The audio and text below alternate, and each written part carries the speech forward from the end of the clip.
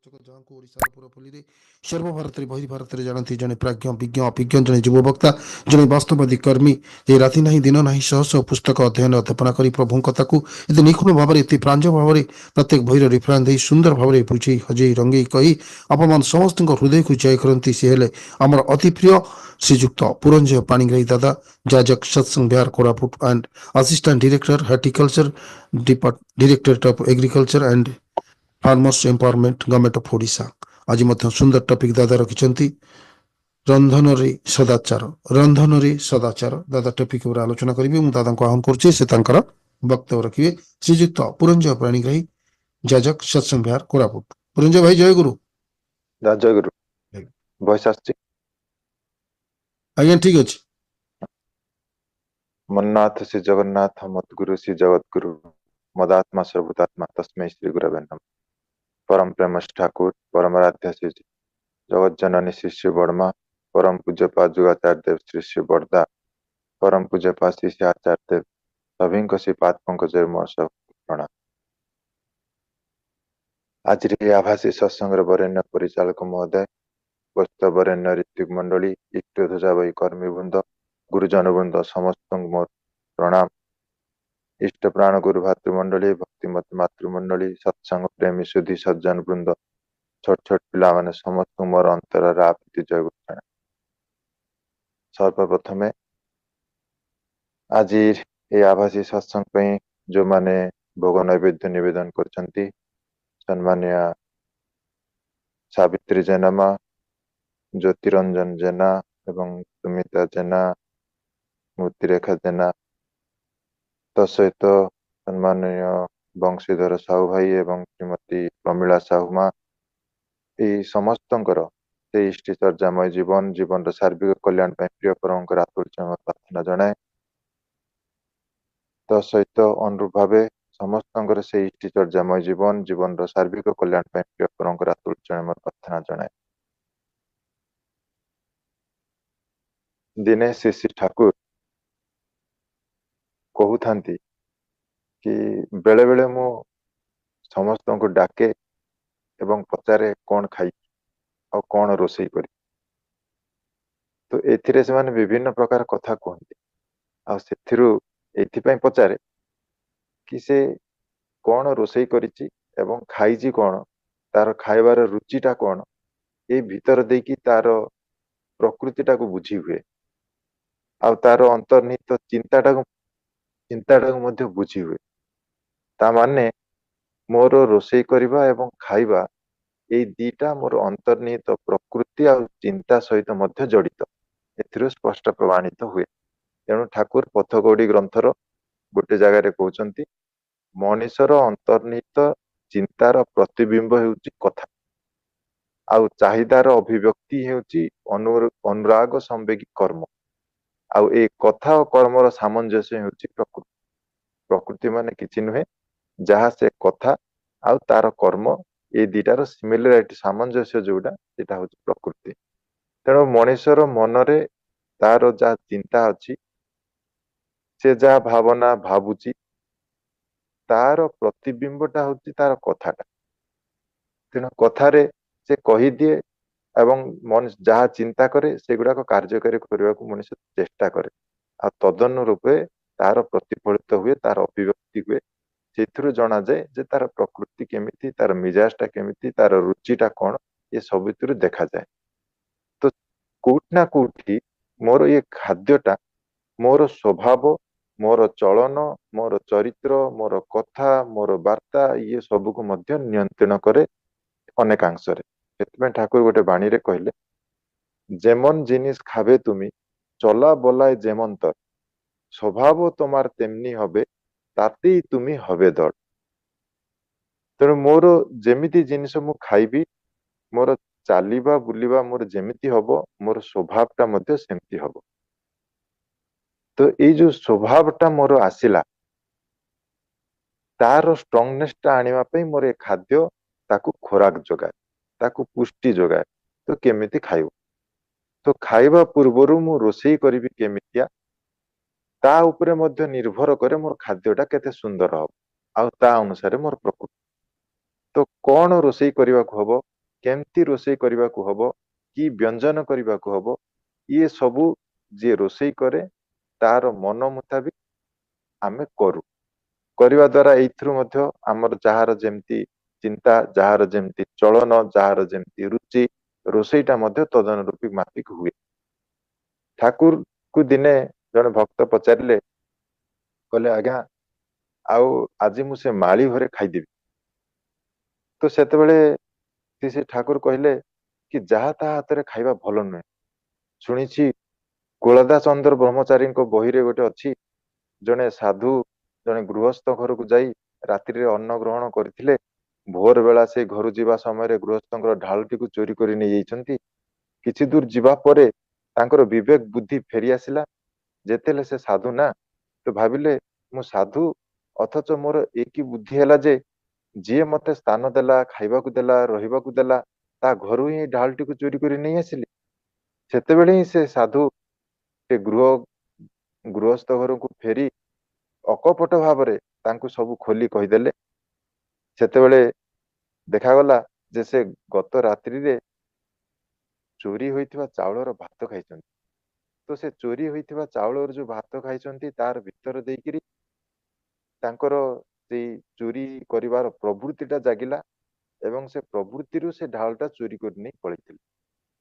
ଇଏ ଗୋଟେ କଥା। ତେଣୁ କୁହାଯାଏ ଅନ୍ନ ବହେ ମନ। କେବଳ ରୋଷେଇ କଲେ ନୁହେଁ, ଯୋଉ ଅର୍ଜନରେ ଅର୍ଜନ କରିକିରି ଆଣିଛି ସେ ଅନ୍ନ ମଧ୍ୟ ମନଟାକୁ ବହନ କରେ ବୋଲି ଏଇଥିରୁ ପ୍ରମାଣ ମିଳେ। ତେଣୁ ଚୋରି ହୋଇଥିବା ଚାଉଳର ଭାତ ଖାଇକିରି ସେ ଚୋରି କରିବାର ପ୍ରବଣତା ଥିବା ମାନସିକତାରେ ସେ ରୋଷେଇ ପୋକ ଅନ୍ନ ଖାଇ ତାଙ୍କ ମନଟା ମଧ୍ୟ ଚୋରରେ ବ୍ୟାପୃତ ହେଇଗଲା। ତ ଏଥିରୁ ଜଣାଯାଏ ଯେ କୋଉ ଜିନିଷ ମୁଁ ଆଣିବି, କେମିତିଆ ଜିନିଷ ମୁଁ ଆଣିବି, ତାକୁ ରନ୍ଧନ କାର୍ଯ୍ୟରେ ମୁଁ ଲଗେଇବି ଏବଂ ରନ୍ଧନ କାର୍ଯ୍ୟରେ ଲଗେଇଲା ପରେ ତାଙ୍କର ପରିବେଷଣ କେମିତି କରିବି, ଏ ପ୍ରତିଟି ଇଭେଣ୍ଟ ମଧ୍ୟ ମୋର ମନକୁ ବହନ କରେ।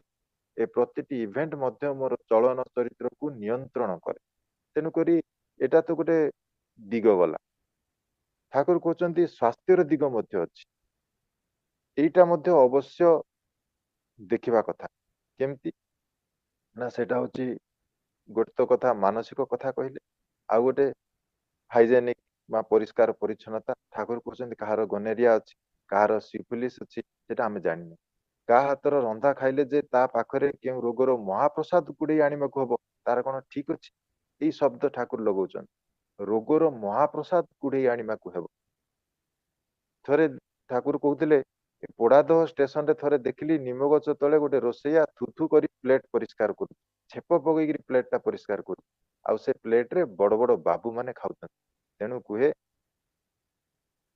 କି ଦେଖ, ସଂଯତର ସହକାରେ ଖାଅ, ଯେଉଁଠି ସେଉଠି ଖାଇଲେ ଚଳିବ ନାହିଁ, ଯାହାର ତାହାର ହାତରେ ଖାଇଲେ ଚଳିବ ନାହିଁ, ଯାହା ତାହା ଜିନିଷ ଖାଇଲେ ଚଳିବ ନାହିଁ। ଖାଇବାଟାକୁ ସଂଯତ କର। କାହିଁକି ନା ଏ ଖାଇବାଟାରେ ମୋର ସ୍ୱଭାବ, ମୋର ଚଳନ ଜଡିତ। ମୋର ଖାଇବା ଦ୍ୱାରା ମୋର ସ୍ୱଭାବ, ଚଳନ, ଚରିତ୍ର, ପ୍ରକୃତି ଏ ସବୁ ଗୁଡାକ ନିୟନ୍ତ୍ରିତ। ତେଣୁକରି ମତେ ବୁଝି ବିଚାରି ଖାଇବାକୁ ହବ। ତା ହାତରେ ଯୋଉଠି ସେଉଠି ଯେମିତି ସେମିତି ଖାଇଦେଲେ ହବ ନାହିଁ। ତ ପୁଣି ଭକ୍ତ ପ୍ରଶ୍ନ କରୁଛନ୍ତି, ଅରେ ଆଜ୍ଞା କୋଉ ଖାଦ୍ୟ ଖାଇବୁ ଜାଣିବୁ କେମିତି? ଠାକୁର ଅନୁସୂତି ଗ୍ରନ୍ଥର 4th ଖଣ୍ଡର ସ୍ୱାସ୍ଥ୍ୟ ସଦାଚାର ଅଧ୍ୟାୟରେ ଗୋଟେ ଜାଗାରେ ବାଣୀରେ କହୁଛନ୍ତି, জীবনটাকে পালতে হলে রান্না বান্না করবি এমন স্বাস্থ্যপ্রদ সুপাচ্য হয়, পায় শক্তি তোদের জীবন। କହୁଛନ୍ତି ମୋର ଜୀବନଟା ଶକ୍ତି ପାଏ ସେମିତି ଯେମିତି ମୋର ଖାଦ୍ୟଟା ସ୍ୱାସ୍ଥ୍ୟପ୍ରଦ ଆଉ ସୁପାଚ୍ୟ হয়। ସ୍ୱାସ୍ଥ୍ୟପ୍ରଦ ସୁପାଚ୍ୟ হয়, ପାଏ ଶକ୍ତି তোদের জীবন। ସୁପାଚ୍ୟ ନହେଲେ ମୋର ଜୀବନ ଶକ୍ତି ପାଇବ ନାହିଁ, ଆଉ ମୋର ଖାଦ୍ୟଟା ସ୍ୱାସ୍ଥ୍ୟପ୍ରଦ ହେବା ଦରକାର। ସେଥିପାଇଁ ରାନ୍ନା ବାନ୍ନା କେମିତି, ରୋଷେଇଟା କେମିତି କରିବୁ ନା, ଜୀବନଟାକେ ପାଲତେ ହଲେଇ ରାନ୍ନା ବାନ୍ନା କରବି ଏମନ, ଏମିତି ଭାବରେ ମୁଁ ରାନ୍ଧିବି ବାଢିବି ତ ଯେମିତି ଜୀବନଟା ମୋର ପାଳନ ହେଇପଡିଥିବ, ପାଳିତ ହଉଥିବ ମୋର ଜୀବନ, ଆଉ ସ୍ୱାସ୍ଥ୍ୟପ୍ରଦ ହେଇଥିବ, ସୁପାଚ୍ୟ ହେଇଥିବ, ହଜମ କରି ହଉଥିବ, ସେଇଭଳି ଖାଦ୍ୟ ମତେ କରିବାକୁ ପଡିବ। ତେଣୁ ଠାକୁର ଭକ୍ତ ପଚାରିଲେ, ଆଜ୍ଞା କେଉଁ ଖାଦ୍ୟ ଖାଇଲେ ଏଇ ସ୍ୱାସ୍ଥ୍ୟ ପାଇଁ ଅନୁକୂଳ, ତାହା କେମିତି ବୁଝିବୁ? ତ ଠାକୁର ସହଜ ଭାବରେ ଆଲୋଚନା ପ୍ରସଙ୍ଗର 18 ଖଣ୍ଡରେ ଏହା କହିଛନ୍ତି, ଯାହା ଖାଇଲେ ତୃପ୍ତି ଆସେ, ତୁଷ୍ଟି ଆସେ ଆଉ ଶାରୀରିକ ସ୍ୱାଚ୍ଛନ୍ଦ୍ୟ ବୋଧ ଆସେ, ତାହା ହିଁ ସ୍ୱାସ୍ଥ୍ୟର ଅନୁକୂଳ ବୋଲି ବୁଝିବାକୁ ହବ। ତିନିଟା ଜିନିଷ ଠାକୁର କହିଲେ, ଯେଉଁ ଖାଦ୍ୟ ଖାଇଲେ ତୃପ୍ତି ଆସେ, ତୁଷ୍ଟି ଆସେ ଆଉ ଶାରୀରିକ ସ୍ୱାଚ୍ଛନ୍ଦ୍ୟ ବୋଧ ଆସେ। এই ତିନିଟା ଜିନିଷ ଯଦି ଆସିଲା ତାହେଲେ ସେ ଖାଦ୍ୟକୁ ଅନୁକୂଳ ଖାଦ୍ୟ ବୋଲି ଆମେ ବୁଝିବୁ। ତେଣୁ ଏଇ ଯୋଉ ଅନୁକୂଳ ଖାଦ୍ୟ ଯଦି ଆମେ ରୋଷେଇ କରୁ, ସେଇ ଖାଦ୍ୟକୁ ଯଦି ଆମେ ଗ୍ରହଣ କରୁ, ତାହେଲେ ଆମ ସ୍ୱାସ୍ଥ୍ୟଟା ସୁନ୍ଦର ହବ, ଆମ ମନଟା ସୁନ୍ଦର ହବ, ଆମ ଚଳନଟା ସୁନ୍ଦର ହବ, ଆମର ସ୍ୱଭାବଟା ମଧ୍ୟ ସେଇଭଳି ନିୟନ୍ତ୍ରିତ ହବ। ତେଣୁ ଠାକୁରଙ୍କୁ ପୁଣି ପ୍ରଶ୍ନ କରୁଛନ୍ତି, କିପରି ଖାଦ୍ୟ ଖାଇବା ଉଚିତ, ତାର କଣ ଖାଇଲେ ହବ? ତ ଏଇ ଯୋଉ କଥାଟା ଡେଫିନେସନ ଦେଇଦେଲେ, ତୃପ୍ତି ଆସେ, ତୁଷ୍ଟି ଆସେ, ସ୍ୱଚ୍ଛନ୍ଦ ବୋଧ ଆସେ, এটা କ୍ଲାରିଟି ଆସିଲାନି। ପୁଣି ଭକ୍ତ କ୍ଲାରିଟି ପାଇଁ ପଚାରୁଛି, କି ଖାଦ୍ୟ ଖାଇବା ଅଛି ଆପଣ ସ୍ପେସିଫିକ କରି କୁହନ୍ତୁ। ସେତେବେଳେ ଶ୍ରୀ ଶ୍ରୀ ଠାକୁର କହୁଛନ୍ତି, ଖାଦ୍ୟ ହେବ ସହଜ ପାଚ୍ୟ, ଇଜିଲି ଡାଇଜେଷ୍ଟ ହେଇଯାଉଥିବ, ତା ସହିତ କ୍ଷୀର ଟିକେ ଖାଇବାକୁ ହୁଏ। ଏଇଟା ମଧ୍ୟ ଠାକୁର ଯୋଡ଼ିଲେ, କହିଲେ କ୍ଷୀର ଟିକେ ଖାଇବାକୁ ହୁଏ ସହଜ ପାଚ୍ୟ ଖାଦ୍ୟ ସାଙ୍ଗରେ। ସେଥିରେ ପୁଣି ଭକ୍ତ ପଚାରିଲେ, ସେ ଅନେକଙ୍କର ତ କ୍ଷୀରଟା ପସନ୍ଦ ହୁଏ ନାହିଁ, ଅନେକଙ୍କର କ୍ଷୀର ସହ୍ୟ ହୁଏ ନାହିଁ, ଅନେକ କ୍ଷୀରଟାକୁ ହଜମ କରିପାରନ୍ତି ନାହିଁ, ଅଜୀର୍ଣ୍ଣ ହୁଏ, ତାହେଲେ ସେଠି କେମିତି କରାଯାଇପାରେ? ନା ସେଠି ଠାକୁର କହୁଛନ୍ତି, ପ୍ରଥମେ ଭାତରେ ଗୋଳାଇ ଅଳ୍ପ ଅଳ୍ପ କ୍ଷୀର ଖାଇବାକୁ ହୁଏ, ଏହିପରି ଭାବରେ ଅଭ୍ୟାସ ବଢେଇବାକୁ ହୁଏ, ତଦ୍ୱାରା ଦୁଧ ହଜମ ହୁଏ। କ୍ଷୀର ହଜମ ହେବାର ଏଇ ପ୍ରକ୍ରିୟା କହିଦେଲେ। ଇଏ ଆଲୋଚନା ପ୍ରସଙ୍ଗ 18 ଖଣ୍ଡରେ ଅଛି। କେମିତି କରି ମତେ ଖାଇବାକୁ ହବ? ନା ଭାତରେ ଅଳ୍ପ ଅଳ୍ପ କ୍ଷୀର ଗୋଳିକିରି ଖାଇବା ଅଭ୍ୟାସ କରିବାକୁ ହବ। ସେ ଭାତର କ୍ଷୀର ଗୋଳି ଗୋଳି ଖାଉ ଖାଉ କ୍ଷୀରଟା ହଜମ ହବ ଏବଂ ହଜମ ହଉ ହଜମ ଶକ୍ତିଟା ବଢିବ, ଏଇଭଳି ଭାବରେ କ୍ଷୀର ନିଆଯାଇପାରେ। ତେଣୁ ମତେ ଖାଇବାଟା ସହଜ ପାଚ୍ୟ ଖାଦ୍ୟ, ଯେ ସହଜରେ ହଜମ ହେଇଯାଉଥିବ ସେମିତି ଖାଦ୍ୟ, ତା ସହିତ ଟିକେ କ୍ଷୀର ଟିକେ ନେବାକୁ ହବ। ଏତିକି ହେଇଗଲେ ଯଥେଷ୍ଟ। ତ ଏଇ ଯୋଉ ପ୍ରକାର ଖାଦ୍ୟ, ଏଇ ଖାଦ୍ୟକୁ ରୋଷେଇ କରିବା ପାଇଁ ମତେ ଦରକାର। ତେଣୁ କଣ ରୋଷେଇ କରିବି, କେମିତି ରୋଷେଇ କରିବି, ତା ପାଇଁ ମଧ୍ୟ ଠାକୁର ଗାଇଡଲାଇନ ପ୍ରେସକ୍ରାଇବ କରିଦେଲେ। ତୋର ଯୋଉଠି ରୋଷେଇ କରିବୁ ସେ ରନ୍ଧନଶାଳ ଯେମିତି ପରିଷ୍କାର ପରିଚ୍ଛନ୍ନ ଥାଏ। ସେ ରନ୍ଧନଶାଳରେ ପାଖାପାଖି 10-11ଟା ଖଣ୍ଡେ ପଏଣ୍ଟକୁ ଗୁରୁତ୍ୱ ଦେଲେ, ଯେମିତି ରନ୍ଧନଶାଳା ପରିଷ୍କାର ପରିଚ୍ଛନ୍ନ ଥିବ, ତାର ବାତାବରଣ କୌଣସି ପ୍ରକାର ସଂକ୍ରମିତ ହେଇ ତୁମମାନଙ୍କୁ ଆକ୍ରମଣ କରି ନପାରେ। ଇଏ ଗୋଟିଏ କଥା। ଏଇଭଳି ଭାବରେ ପରିଷ୍କାର ପରିଚ୍ଛନ୍ନ ହେବା ଦରକାର। ତାପରେ ରନ୍ଧନ କାର୍ଯ୍ୟ ନିଯୁକ୍ତଙ୍କର ସ୍ୱାସ୍ଥ୍ୟ ଏପରି ହେଇଥିବା ଦରକାର, ଯେ ଯେମିତି ସହଜ ଆଉ ବ୍ୟାଧିମୁକ୍ତ ଥାନ୍ତି, ସତ୍ ଚିନ୍ତାରେ ଥାନ୍ତି ଆଉ ସଦାଚାର ପରାୟଣତା ଥାନ୍ତି, ତେବେ ଯାଇକି ସେମାନେ ରନ୍ଧନ କାର୍ଯ୍ୟରେ ନିଯୁକ୍ତ ହେବେ। ଅନ୍ୟଥା ନିଯୁକ୍ତ ହେଲେ ଏଥିରେ ଅସୁବିଧା ଅଛି। ତେଣୁ ଏହି ନିଯୁକ୍ତଙ୍କର ସ୍ୱାର୍ଥ ପ୍ରତି ଗୁରୁତ୍ୱ ଦେଲେ। ରନ୍ଧନଶାଳାରେ ପ୍ରବେଶ କରିବା ପୂର୍ବରୁ ଯେ ସମସ୍ତ ଲୁଗାପଟା ପ୍ରୟୋଜନ, ସେ ସମସ୍ତ ବିଶେଷ ଭାବରେ ଯେମିତି ପରିଶୁଦ୍ଧ ହୁଏ, ଆଉ ସେ ଲୁଗାପଟା କୌଣସି ପ୍ରକାର ସଂକ୍ରମଣର ଧାର ଧରେ ନା, ଏଇଟା ମଧ୍ୟ ମତେ ଦୃଷ୍ଟି ଦେବାକୁ ହବ। ତେଣୁ ତୃତୀୟଟା ହେଲା ଲୁଗାପଟାକୁ ମଧ୍ୟ ମତେ ଦୃଷ୍ଟି ଦେବାକୁ ହବ। ତାପରେ ବାସି ଲୁଗାରେ କିମ୍ବା ବାହାରୁ ଆସି ଲୁଗାପଟାରେ ରୋଷେଇ ଘରେ ପଶିବା ସମୀଚୀନ ନୁହେଁ। ଏଇଟାକୁ ମଧ୍ୟ ମତେ ଗୁରୁତ୍ୱ ଦେବାକୁ ପଡିବ। ତା ଭିତରେ ଅନେକ ରୋଗ ଜୀବାଣୁ ସଂକ୍ରମିତ ହେବାର ସମ୍ଭାବନା ଥାଏ। ତା ସାଙ୍ଗରେ କାଶିବା, ଛିଙ୍କିବା, ହାଇ ଉଠିବା, କଥା କହିବା, ଏଇଗୁଡାକ ରୋଷେଇ ଘର ଭିତରେ ହେବା କଥା ନୁହେଁ। ଯଦି ଏମିତି ପରିସ୍ଥିତି ଆସେ, ମତେ କାଶ ହୁଏ, ଛିଙ୍କ ହୁଏ, ହାଇ ଉଠେ କି କଥା କହିବାକୁ ହୁଏ, ତାହେଲେ ବାହାରକୁ ଆସିକିରି କଥା ସେଇ କାମ ସାରି ହାତ, ମୁହଁ, ନାକ, ଆଖି ଉପଯୁକ୍ତ ଭାବରେ ଧୋଇ ପୁଣି ରନ୍ଧନଶାଳାରେ ପ୍ରବେଶ କରିବା ଦରକାର। ଏଥିପ୍ରତି ଗୁରୁତ୍ୱ।